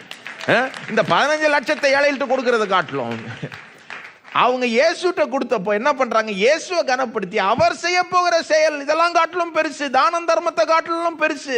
தானம் தர்மம் ஏழைகளுடைய நிலையை நிரந்தரமாய் தீர்க்கவே முடியாது. ஆனா இயேசு கல்வாரி சிலுவையில மரித்தது அவர்களுடைய ஏழ்மைத்தனத்தை நிரந்தரமாய் தீர்த்து கொள்ளுகிறது. அதுக்கு ஒரு நிரந்தரமான ஒரு தீர்வு சிலுவையின் மூலமா கிடைக்குது என்று எப்படி இவங்க வந்து இயேசுயும் அவர் செய்ய போறதையும் தானம் தர்மத்தை காட்டிலும் அதிகமாக வேல்யூ பண்ணி செஞ்சிட்டாங்க என்று சொல்லப்படலாம்.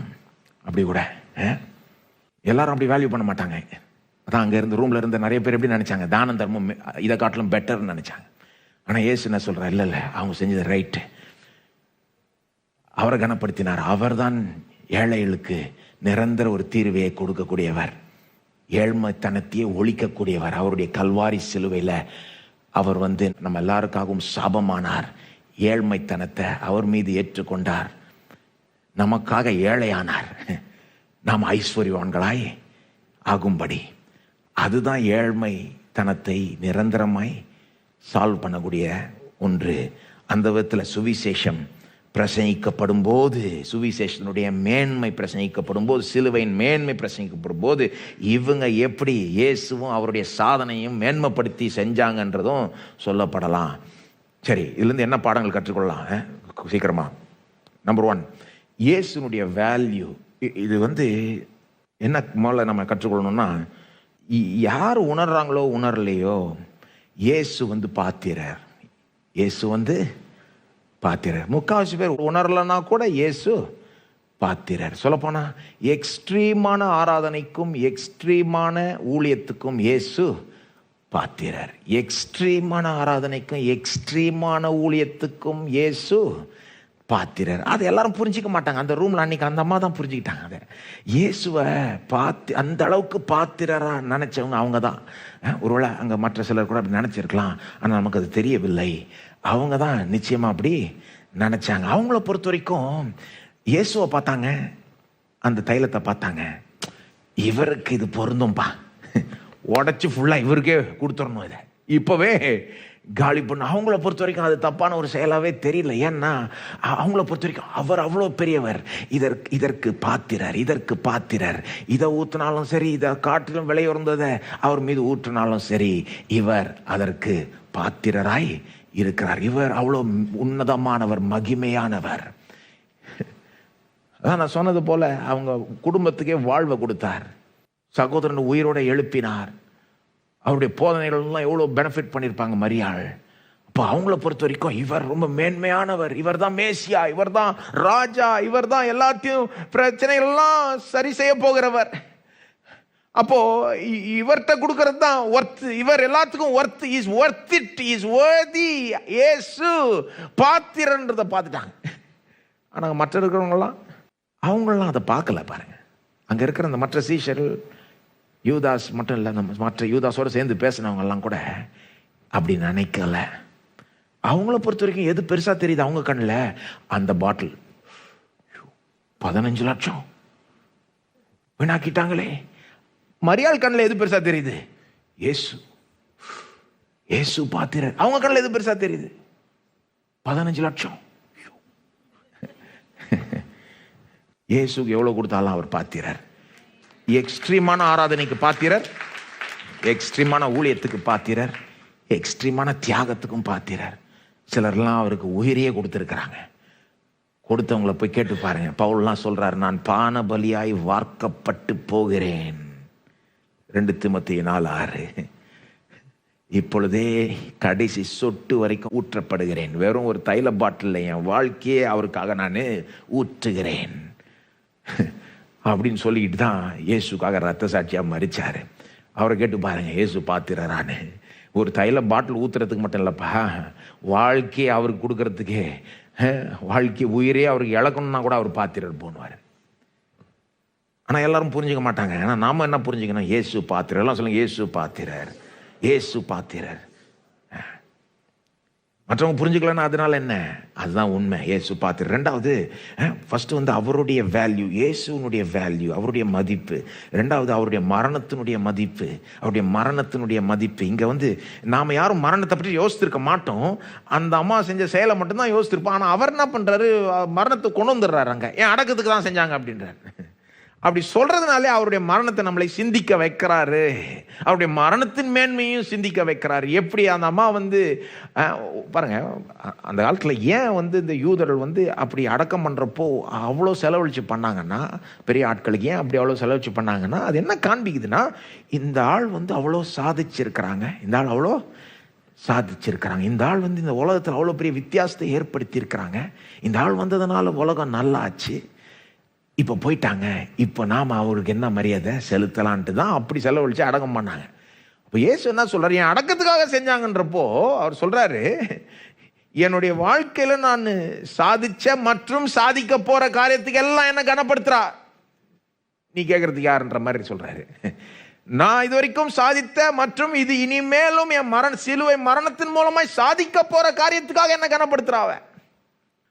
அப்படி சொல்வதன் மூலமாக அவருடைய சிலுவை மரணத்தினுடைய மேன்மையை சிந்திக்க வைக்கிறார். அவருடைய மரணத்தினுடைய மேன்மை தெரியுமாங்க உங்களுக்கு? அவருடைய மரணத்திலிருந்து நமக்கு எல்லாம் நல்லதும் கிடைக்குது.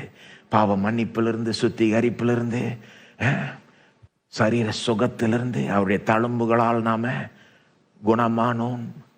அவர் நமக்காக பாவமானார்ன்றது மட்டும் இல்ல, சாபமானார்.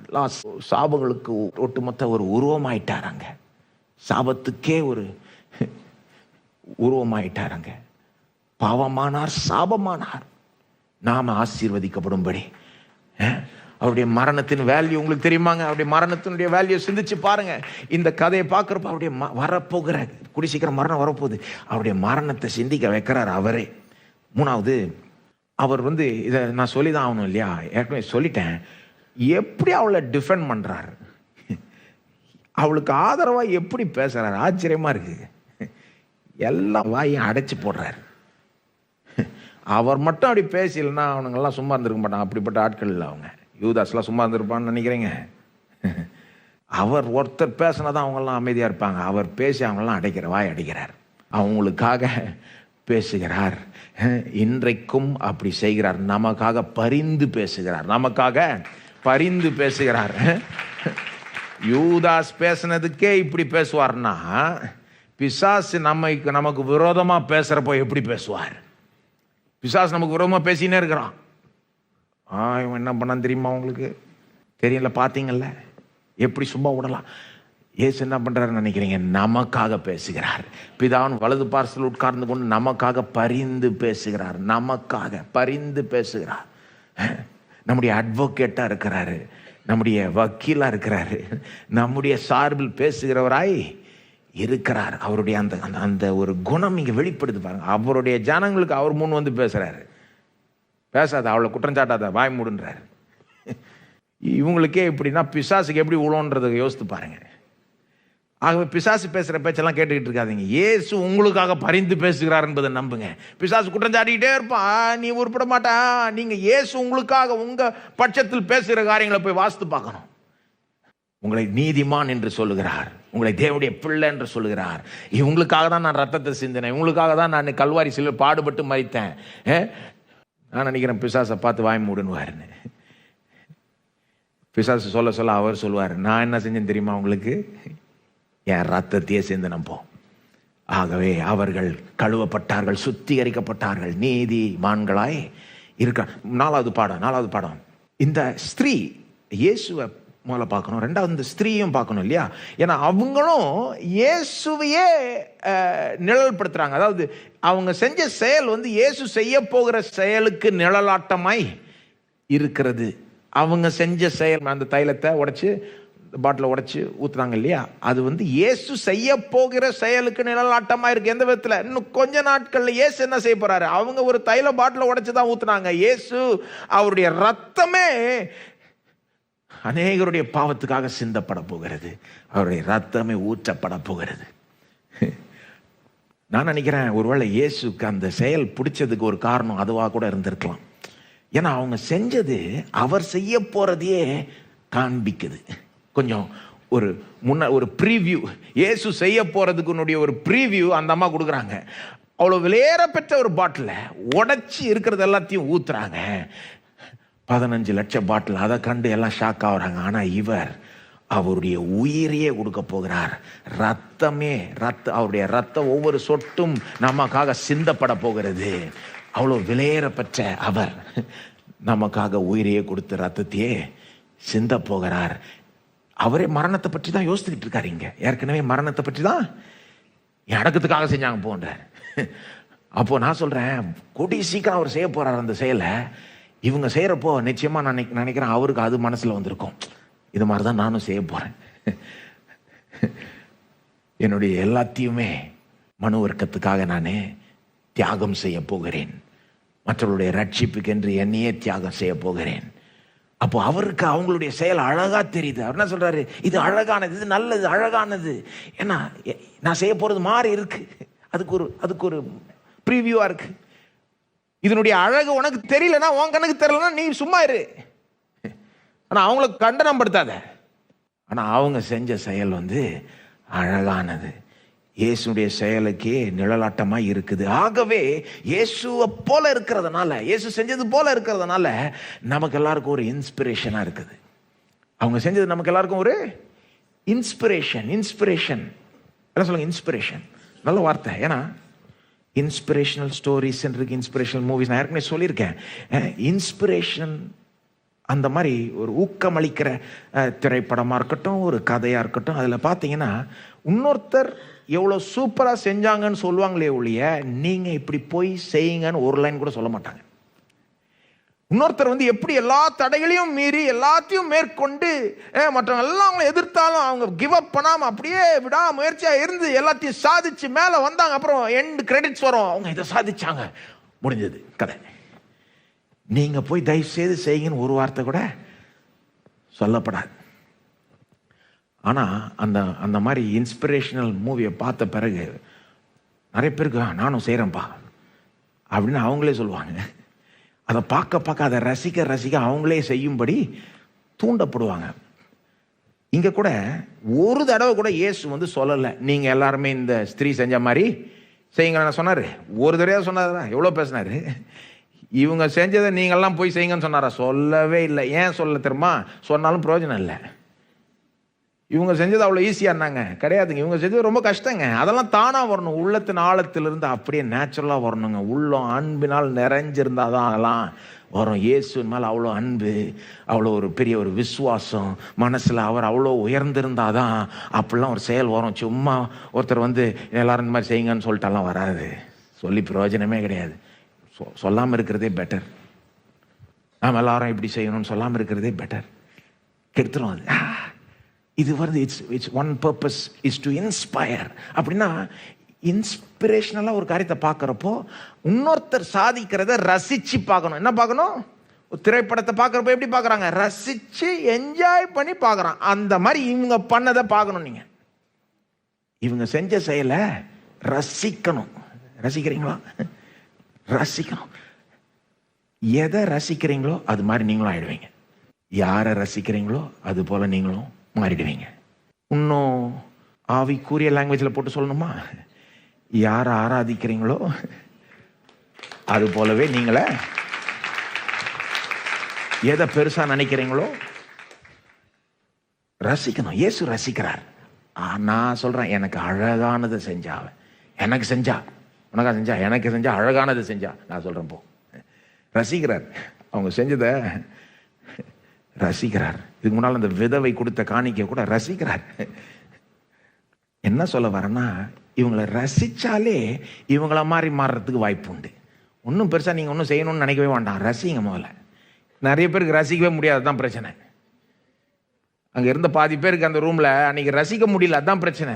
உறுத்துது. எப்படி எப்படி எப்படி அப்போ ரசிக்க முடியலன்னா குறைஞ்சபட்சம் அமைதியாக இருந்துக்கணும். அடுத்த பாடம், கற்றுக்க வேண்டிய பாடம் வந்து, பல விதமான ஆட்கள் இந்த உலகத்தில் இருக்கிறாங்க, வகை வகையாக இருக்கிறாங்க. எல்லாரும் ஒரே மாதிரி இல்லை. கடவுளுக்காக நம்ம செய்கிற காரியங்களை எல்லாரும் பாராட்டுவாங்கன்னு நினைக்கக்கூடாது. அப்படி நினச்சா ஏமாற்றம் அடைவோம், வருத்தம் அடைவோம். ஏன்னா பல விதத்தில் இருக்கிறாங்க மக்கள். என்னென்ன வகையில் இருக்கிறாங்க, என்னென்ன விதத்தில் இருக்கிறாங்க, இங்கேயே நல்லா வெளிப்படுது இந்த கதையில். சிலர் வந்து யூதாஸ் மாதிரியே இருக்கிறாங்க. யூதாஸ் வகை. பேச்சு ஓவரா இருக்கும், ஆனால் மாய்மாலத்தனமான பேச்சு. யூதாஸ் பேச்சு என்னது? அவன் தான் தூண்டி விட்டது. இது வித்து ஏழைகளுக்கு கொடுத்துருக்கலாமே, ஆனால் அவனுக்கு ஏழைகளுக்கு கொடுக்கணும்னு நோக்கமே கிடையாது. இதுலேருந்து அவன் என்ன எடுக்கலான்றது தான் பார்க்குறான். அவன் பாருங்க, அவன் பேச்சுக்கும் அவனுடைய ஆக்சுவல் நோக்கத்துக்கும் சம்மந்தமே கிடையாது. அவன் ஒரு மாய்மாலக்காரன். ஆனால் எல்லாரும் யூதாஸ் மாதிரி கிடையாது. யூதாஸ் பேச்சை கேட்டு பாதிக்கப்பட்டு அவனோட சேர்ந்து பேசி அந்த பேச்சை வளர்த்துக்கிட்டு இருக்கிற மற்ற நல்ல சீஷர்களும் இருக்கிறாங்க. நல்ல சீஷர்கள் அவங்க வந்து உண்மையிலே இயேசுவை நம்புறாங்க. யூதாஸ் மாதிரி கிடையாது. உண்மையிலே இயேசு மேலே அவங்களுக்கு ஒரு இது இருக்கு, பற்று இருக்கு, ஒரு அன்பு இருக்கு, ஓரளவுக்கு இருக்கு பாருங்க. அது மட்டும் இல்லை, ஏழைகளுக்கு உதவி செய்யணுன்ற ஒரு விருப்பமும் இருக்கு. அதுவும் முக்கியம், அவங்களுக்கு தெரியும். யூதாஸ் இப்படி பேசுறப்போ அவனால் இன்ஃப்ளூயன்ஸ் பண்ணப்பட்டு அவங்களும் கூட சேர்ந்து பேசிடுறாங்க. ஆனால் இவங்க யூதாஸ் மாதிரி கிடையாது. இவங்க உண்மையான சின்சியரான கிறிஸ்டியன்ஸ். ஆனால் சின்சியராக தப்பா இருக்கிறாங்க. அவங்க பிரச்சனை என்ன? அவங்க உண்மையான ஆட்கள், ஆனால் அவங்களுக்கு ஞானம் இல்லை. இவன் பேசுகிற பேச்சை நம்பிடுறாங்க. யூதாஸ் மாதிரி ஆட்கள் பேசுகிற பேச்சை நம்பிடுறாங்க. இதை செஞ்சிருக்கூடாது, இதை வித்து ஏழைகள் கொடுத்துருக்கணும். ஞானம் இல்லை. அதாவது இதை செஞ்சால் ஏழைகளுக்கு செய்ய முடியாத மாதிரி பாருங்க, அதான் ஞானம் இல்லை. இதை செஞ்சால் ஏழைக்கு செய்ய முடியாதுன்ற மாதிரி போயிடுது. நிறைய பேர் இன்னைக்கு அப்படி தானே பேசுகிறாங்க. இது செஞ்சால் இது செய்ய முடியாது. கடவுளுக்கு இப்படி பயங்கரமாக செஞ்சால் ஏழைகள் செய்ய முடியாது, ஏழைகள் செஞ்சால் இப்படி கடவுளுக்கு செய்ய முடியாது, ரெண்டுமே நடக்க முடியாதுன்ற மாதிரி. யார் சொன்னா? ஏன் ரெண்டுமே செய்ய முடியாது? அது யூதாசனுடைய எண்ணம் பாருங்க. அது ஒரு தவறான எண்ணம், கிறிஸ்தவ எண்ணமே கிடையாது. அப்போ இந்த ரெண்டாவது வகையினருக்கு என்ன பிரச்சனைனா, அவங்க உண்மையான ஆட்களுக்கு இயேசுவின் மேலே அன்பு இருக்குது, இயேசு உண்மையிலே பின்பற்ற பார்க்குறாங்க, ஏழைகளுக்கு உதவி செய்கிறது முக்கியம்னு தெரியும். இது ரெண்டுத்தையும் எப்படி இணைஞ்சு கொண்டு போகிறதுன்னு அவங்களுக்கு தெரியல. அதனால் இந்த மாதிரி தப்பாக பேசுகிற ஆட்கள்னால் நடத்தப்படுகிறாங்க. மூணாவது வகையினர் அந்த ஸ்திரீ அவங்க ஒரு தனி கிளாஸில் இருக்கிறாங்க. அவங்களுடைய அன்பு, கிறிஸ்துவின் மேலே அவங்க வச்சிருக்கிற அன்பு வேற லெவல், பக்தி வேற லெவல், விசுவாசம் வேற லெவல். அதனால் அவங்க செயலும் வேற லெவலில் இருக்குது. நாலாவது வகையினர் இயேசுவை போல அவங்க செஞ்சதை ரசிக்கக்கூடியவர்கள். இயேசுவை போல அவங்க செஞ்சதை புரிந்து கொண்டு, எப்படி புரிஞ்சுக்கணுமோ புரிந்து அதை பாராட்டக்கூடியவர். அப்படி ஒரு வகையினரும் இங்கே இயேசு தான் அந்த கேட்டகரியில் இருக்கிறார், இங்கே வேற யாரும் இல்லை. அஞ்சாவது வகையினரும் இருக்கிறாங்க. யாருன்னா, பேசாமல் அமைதியாக இருந்தவங்க. அவங்களுக்கு நான் நினைக்கிறேன் ஒரு சிலருக்கு தெரியல இது ரைட்டா தப்பா, இந்த அம்மா செஞ்சது ரைட்டா தப்பா அவங்களுக்கு புரியல. ஆனால் அவங்க பேச்சு கொடுக்கல, வாயை மூடிட்டு தெரியல இது அப்படின்னு வெயிட் பண்ணி காத்துக்கிட்டு இருந்தாங்க. கூடி சீக்கிரம் தீர்ப்பு வந்துருச்சு, இயேசு சொல்லிட்டார் அவங்க செஞ்சது ரைட்டுன்னு. 5 வகையினருங்க. நாம் எங்கே இருக்கிறோம் இதில்? இன்றைய உலகத்துலேயும் இந்த 5 வகையினர் இருக்கு. இந்த 5 வகையாக இருக்கிறாங்க ஜனங்க. யூதாஸ் மாதிரி மாய்மாலக்காரர்கள், பேச்சு ஓவராக இருக்கும். சபை கட்டுறதுக்கு ஏன் இவ்வளோ பணம் செலவழிச்சாங்க அப்படி சொல்கிறவங்க எல்லாம் அப்படின்னு சொல்லலை நான். ஆனால் ஒருவேளை சிலர் அந்த மாதிரி இருக்கலாம், பேச்சு அப்படி இருக்குது. ஆனால் அவங்களுக்கு பணம் இருந்தால் ஏழைகள் கொடுப்பாங்கன்னு ஒன்றும் கிடையாது. அவங்களுக்கு இருக்கிறதையும் வச்சு அவங்க பெருசாக ஒன்றும் சிலர் செய்கிறதும் கிடையாது. பேச்சு மட்டும் ஓவர். அவங்க பேச்சை நம்பிக்கிட்டு, அவங்க பேச்சினால் பாதிக்கப்பட்டு, அவங்க பேசுகிற மற்ற உண்மையான சின்சியரான கிறிஸ்தவர்களும் இருக்கிறாங்களா? இருக்கிறாங்க. எல்லாரும் ரொம்ப அப்படியே தப்பானவர்கள் கிடையாது. சில சின்சியரான ஆட்கள் அவங்க பேச்சை நம்பி அப்படியே பேச்சை வளர்த்திட்டு இருக்கிறது, அவங்க கூட சேர்த்து பேசிக்கிட்டே இருக்கிறது. அவங்க யூடியூப்ல கனாம்னான்னு பேசினா அந்த பேச்சை இவங்க காமெண்ட்ஸில் வளர்த்துக்கிட்டே போகிறது. ஞானம் இல்லை அவங்களுக்கு பிரச்சனை என்னன்னா, நல்ல நோக்கம் ஆனால் ஞானம் குறைவு. நிறைய விதத்தில் ஞான குறைவு பாருங்க. நான் சொன்னது போல சபையை கட்டுறதுக்கு இவ்வளோ செலவழிச்சா அப்போ எப்படி ஏழைகளை செய்கிறது? அப்படி சிந்திப்பதே தப்பு. அது ஞானமே கிடையாது. அது வேதத்தின்படி ஞானமே கிடையாது. அந்த அப்ரோச்சே தப்பு. பல விஷயங்களை பற்றி ஞானம் இல்லை பாருங்க.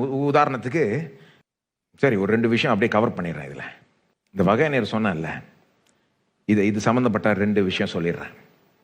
உதாரணத்துக்கு ஞானம் இல்லைன்னு ஏன் சொல்கிறேன்னா பாருங்க, இதில் ஒரு பாடம் நம்ம கற்றுக்க வேண்டியது என்னன்னா, there is no conflict between helping the poor and doing things for God. There is no conflict between helping the poor and doing, அப்படின்னா என்ன அர்த்தம்? ஏழைகளுக்கு உதவி செய்கிறதுக்கும் கடவுளுக்கு பெரிய காரியங்களை செய்கிறதுக்கும் எந்த முரண்பாடும் இல்லை. இதை செஞ்சால் இதை செய்ய முடியாது, இதை செஞ்சால் இதை செய்ய முடியாதுன்னு நினைப்பது தப்பு. அவங்க பேசுகிற பேச்சு அப்படி தான் இருக்குது. யூதாசனுடைய பேச்சு அப்படி தான் இருக்குது. இதை செஞ்சிருக்கக்கூடாது, வித்து ஏழைகளுக்கு கொடுத்துருக்கணும். ஆனால் இயேசுனுடைய பேச்சு அப்படி இல்லை. இயேசு அதை அப்படியே ரிவர்ஸ் பண்ணியா பேசினாரு. இல்லை, அவ இதை தான் செஞ்சிருக்கணும், ஏழைகளுக்கு கொடுக்க தேவையில்லை நான் சொன்னார் கிடையாது. எப்படி ரொம்ப ஜாக்கிரதையா நுணுக்கமா பதில் சொல்றாரு. ஏழைகள் உன்ட்ட எப்பவுமே இருக்கிறாங்க, நீ எப்போ வேணா உனக்கு விருப்பம் வர்றப்போலாம் செய்யலாம். நான் இப்போ கொஞ்ச காலம் தான் இருக்க போறேன், ஆகவே அவள் இப்போ இப்படி செய்தது பர்ஃபெக்ட் போ. எவ்வளோ ஜாக்கிரதையா இருக்கு இந்த பதில். அதாவது ஏன் அப்படி சொல்றாருன்னா, இயேசு ரெண்டுமே முக்கியன்றதை நீங்க புரிஞ்சுக்கணும். ஏழைகளுக்கு உதவி செய்யறதும் முக்கியம், கடவுளுக்கு காரியங்களை செய்கிறதும் முக்கியம். இது ரெண்டுத்தையும் செய்யணும். எதை எப்ப செய்யணும்ன்ற ஞானத்தோட வாழ்ந்து அதை செய்யணும். தேவ ஜனங்கள் கடவுளுக்காகவும் பெரிய காரியங்களை செய்வார்கள், ஏழைகளுக்கும் தானம் தர்மம் செய்வார்கள். இதுல எந்த முரண்பாடும் இல்லையே. முரண்பாடு இருந்தா அப்ப நமக்கு ஞான குறைவுன்னு அர்த்தம். நீங்க பைபிள் பாருங்க, பழைய ஏற்பாடு பாருங்க, புதிய ஏற்பாடு பாருங்க, ரெண்டுத்தையுமே வலியுறுத்தும். கடவுளுக்காக நீனு ராயனுடையதை ராயனுக்கும் தேவனுடையதை தேவனுக்கும் செலுத்துங்கள். அப்ப தேவனுக்கும் செலுத்த வேண்டிய சில விஷயங்கள் இருக்குது. வாழ்க்கையை அவருக்காக வாழ சொல்லுது, தேவனுக்காக பெரிய காரியங்களை செய்ய சொல்லுது, அவரை நம்பி காரியங்களை செய்ய சொல்லுது. ஆனா அதே நேரத்தில் தேவனே சொல்றாரு, ஏழைகளுக்கு உன் கையை தாராளமா விரி, தாராளமா தர, பிச்சை போடாத, தாராளமா தர. அப்போ இதுல எந்த முரண்பாடும் இல்லை. முரண்பாடு இருக்கிற மாதிரி பேசுகிறவர்கள் அவங்களுக்கு ஞான குறைவு. இந்த சபையை கட்டுறதுக்கு இவ்வளவு கோடி செலவழிச்சா அப்போ ஏழைகள் கொடுத்துருக்கலாமே. அப்ரோச்சே தப்பு. அது எப்படி இருக்குன்னா, இவ்வளவு கோடி செலவழிச்சதால் ஏழைகள் கொடுக்க முடியாது. அது ஒரு வேதத்தின்படி அப்ரோச் கிடையாது. அது ஒரு தெய்வீக அப்ரோச் கிடையாது. தெய்வீக கண்ணோட்டமே கிடையாது. தெய்வீக கண்ணோட்டம் என்ன தெரியுமா? இதையும் செய்யலாம் இதையும் செய்யலாம். ஏன் செய்ய முடியாது? அவர் பெரியவர், அவர் வல்லவர், அவர் நல்லவர். நம்மளை செய்ய பலப்படுத்த மாட்டாரா? அவருக்கு ஏதாவது குறைவு உண்டா? அப்ப அதுக்கு ஒரு மேலான விசுவாசம் வேணும். கடவுள் பார்க்குற மாதிரி பார்க்க கற்றுக்கணும். கடவுளுடைய கண்ணோட்டம் இருக்கணும். அது நிறைய பேருக்கு இல்லை. நிறைய கிறிஸ்தவர்களுக்கே இல்லை. அவங்க புரிஞ்சுப்பாங்கன்னு எதிர்பார்க்கவும் முடியாது. அவங்க புரிஞ்சிக்காததுனால நாம செய்யறதை தடுத்து நிறுத்தவும் முடியாது. நாம பாட்டு செஞ்சுக்கிட்டு போயிட்டே இருக்க வேண்டியதுதான். சிலருக்கு வந்து அது எல்லாரும் அதை பாராட்ட மாட்டாங்க.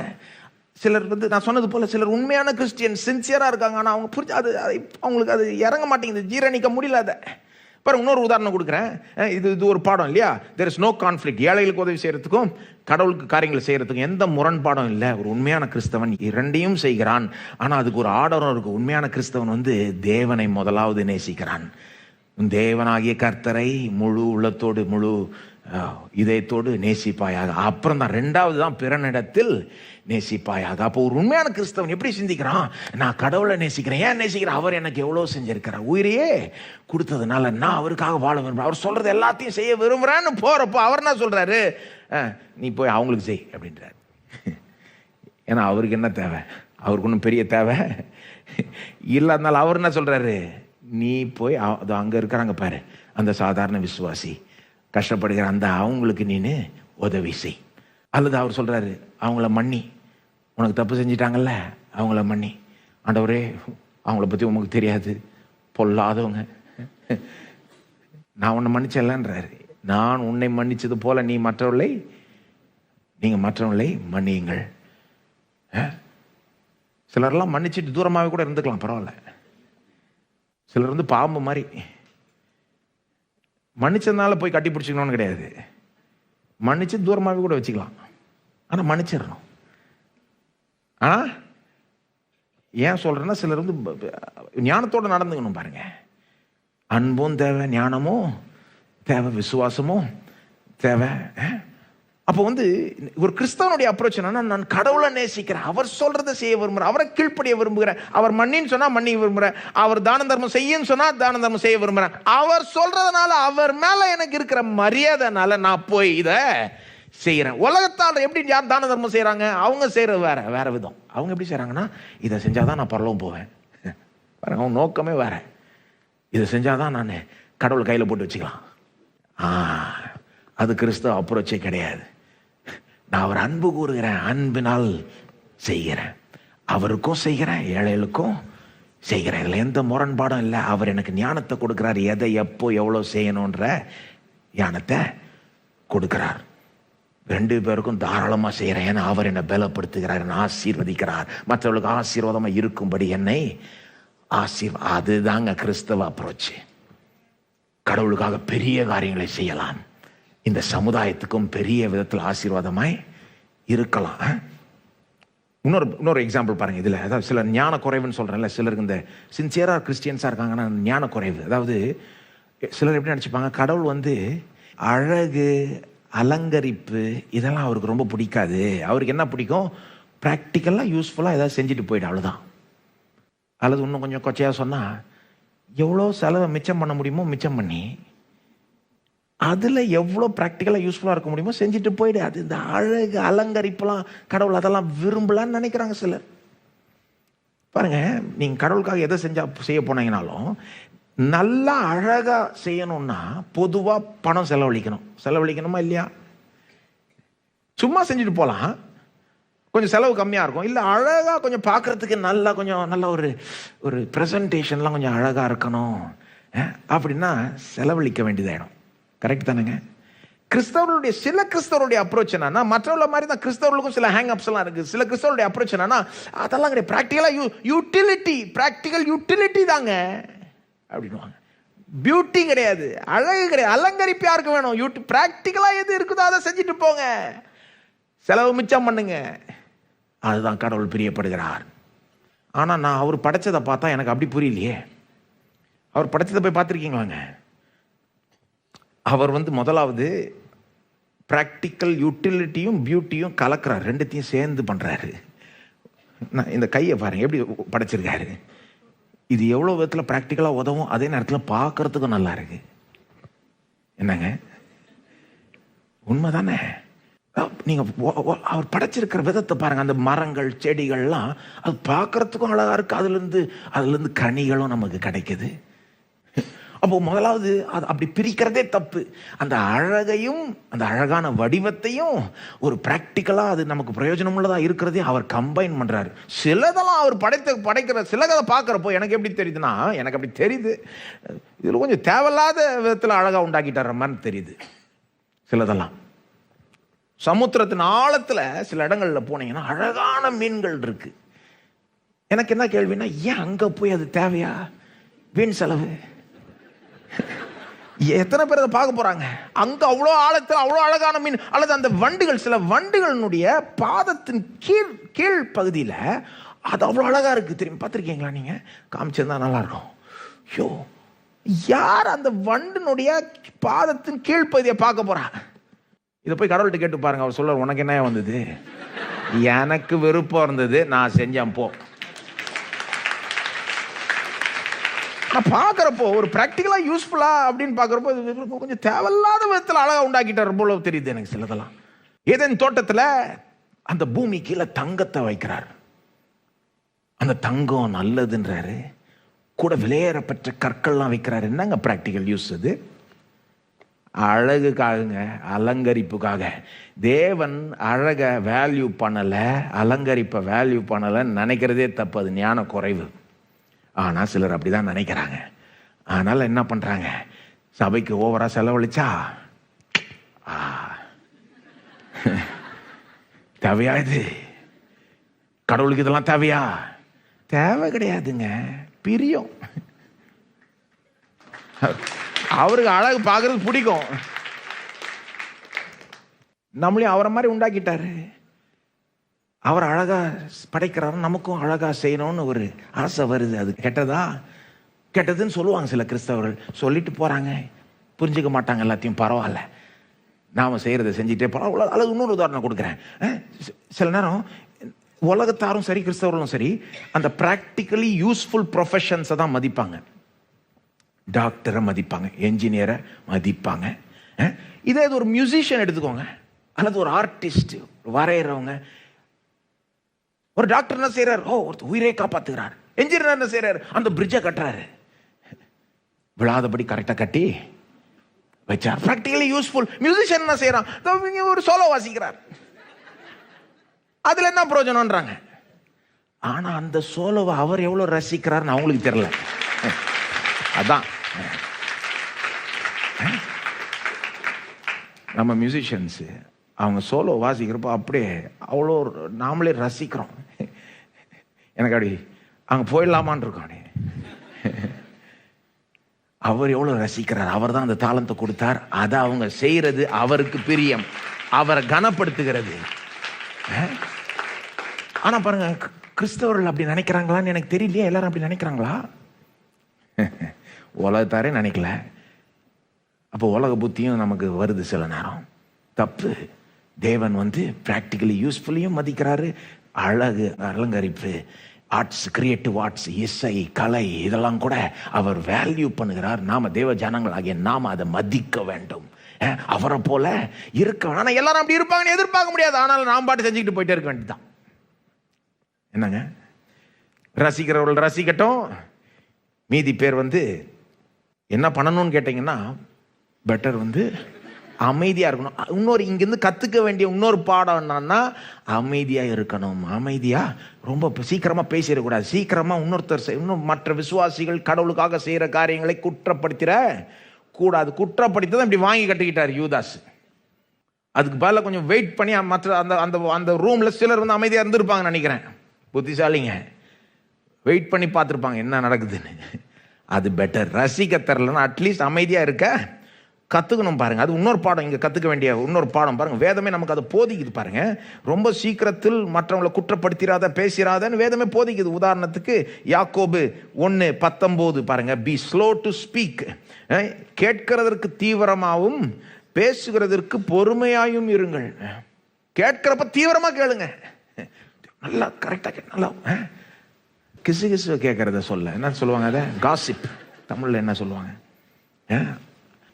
பொதுவாக கேட்கறதுல தீவிரமா இருங்க, ஆனா பேசுறதுல பொறுமையா இருங்கன்னா, கேட்கறது மட்டும் ரொம்ப தீவிரமா கேளுங்க, பேசுறப்ப கொஞ்சம் ஸ்லோவா இருங்க, கொஞ்சம் டைம் எடுத்துக்கோங்க. என்ன பேசணும்னு தெரியலன்னா பேசாதீங்க, பொறுமையா இருங்க, பேசுறதுல பொறுமையா இருங்க. அல்லது யாக்கோபு 4:11 சொல்றாரு, சகோதரரே ஒருவருக்கு ஒருவர் விரோதமாய் பேசாதிருங்கள். கிறிஸ்தவர்களை பார்த்து சொல்றாரு யாக்கோபு, ஒருவருக்கு ஒருவர் விரோதமாய் பேசாதிருங்கள். அந்த மாதிரி தேவையில்லாம குற்றப்படுத்திக்கிட்டு இருக்காதீங்க. அப்புறம் 12ஆம் வசனம் முடிகிற இடத்துல சொல்றாரு, மற்றவனை குற்றப்படுத்துறதுக்கு நீ யார்? மற்றவனை குற்றப்படுத்துறதுக்கு நீ யார்? அப்போ யாரையுமே எப்பவுமே குற்றப்படுத்த கூடாதுன்னு கிடையாது பாயிண்ட். சில நேரம் யாக்கோபை குற்றப்படுத்துறாரு அங்க அந்த விசுவாசிகளை. ஆனா அதுக்கு ஒரு ஞானம் வேணும், அதுக்கு ஒரு பொறுமை வேணும், அதுக்கு ஒரு இடம் வேணும், ஒரு சூழல் வேணும், ஒரு நேரம் வேணும் இல்லையா? அதான் பார்த்து செய்யுங்க. அப்படி சொல்லாமா, இன்னொரு விசுவாசி செய்யற, கடவுளுக்காக அவங்க செய்யறேன்னு சொல்ற காரியத்தை குற்றப்படுத்துறதுக்கு முன்னால கொஞ்சம் தயவு செய்து கொஞ்சம் காத்திருந்து கொஞ்சம் நல்லா யோசிச்சு ஒரு 100 தடவை யோசித்து செய்யறது பெட்டர். அல்லது இயேசுவே சொல்றாரு இல்லையா, இயேசு சொல்ற வார்த்தைகள் மத்தேயு 7, நீங்கள் குற்றவாளிகள் என்று தீர்க்கப்படாதபடி மற்றவர்களை குற்றவாளிகள் என்று தீர்க்காதிருங்கள். ஏனென்றால் நீங்கள் மற்றவர்களை தீர்க்கிற தீர்ப்பின்படியே நீங்களும் தீர்க்கப்படுவீர்கள். நீங்கள் மற்றவர்களுக்கு அளிக்கிற அளவின்படியே உங்களுக்கும் அளக்கப்படும். நீங்க எப்படி எந்த ஸ்டாண்டர்டை வச்சு மற்றவர்களை குற்றவாளியும் தீர்க்கிறீங்களோ, குற்றம் செஞ்சுட்டாங்கன்னு அவங்கள விமர்சிக்கிறீங்களோ, அந்த ஸ்டாண்டர்ட் வச்சு தான் மற்றவங்க உங்களையும் விமர்சிப்பாங்க நாளைக்கு. ஆகவே ஜாக்கிரதை இருங்கன்றார் இயேசு. அல்லது நீதிமொழிகள் இருக்கிற அந்த வசனம், சொற்களின் மிகுதியில் பாவம் இல்லாமற் போகாது. என்ன சொல்லுதுன்னா, ஓவரா பேசிட்டா அதுல நிச்சயமா பாவம் இருக்கும்னு. ஓவரா பேசிட்டா அதுலயே நிச்சயமா அநேகமா பாவம் இருக்கும். சொற்களின் மிகுதியில் பாவம் இல்லாமற் போகாது. பிரசங்கியார் எப்படிதான் அதை கடைபிடிக்கிறதுன்னு தெரியல. ஏன்னா பேசிதான் ஆகணும். நாங்க சொற்களின் மிகுதியில் பாவம் இல்லாமற் போகாது. தன் உதடுகளை அடக்குகிறவனோ புத்திமான். தன் உதடுகளை அடக்குகிறவனோ புத்திமான். அதுவும் ஒரு பாடம் இல்லையா? ரசிக்க தெரியலையா, அமைதியா இருக்கிறது பெட்டர், கொஞ்சம் காத்திருப்போம். இன்னொரு பாடம் இதுலேருந்து இப்போ என்னென்ன பாடம் கற்றுக்கலான்னு சொல்கிறேன். இன்னொரு பாடம் கடைசியாக மேபி இதை இல்லை, இன்னும் 2 பாடம் சொல்கிறேன். ஒன்று உண்மையான கிறிஸ்தவனாக இருக்கணும்னா வெறும் ஏழைகளுக்கு உதவி செஞ்சால் பத்தாது, இயேசு அன்பு கூறுகிறவனாக இருக்க வேண்டும். ஒரு உண்மையான கிறிஸ்தவன் யார்? வெறும் ஏழைகளுக்கு உதவி செய்கிறவன், தானம் தர்மம் செய்கிறவன் மட்டும் உண்மையான கிறிஸ்தவன் கிடையாது. இயேசுவையே அன்பு கூறுகிறவன்.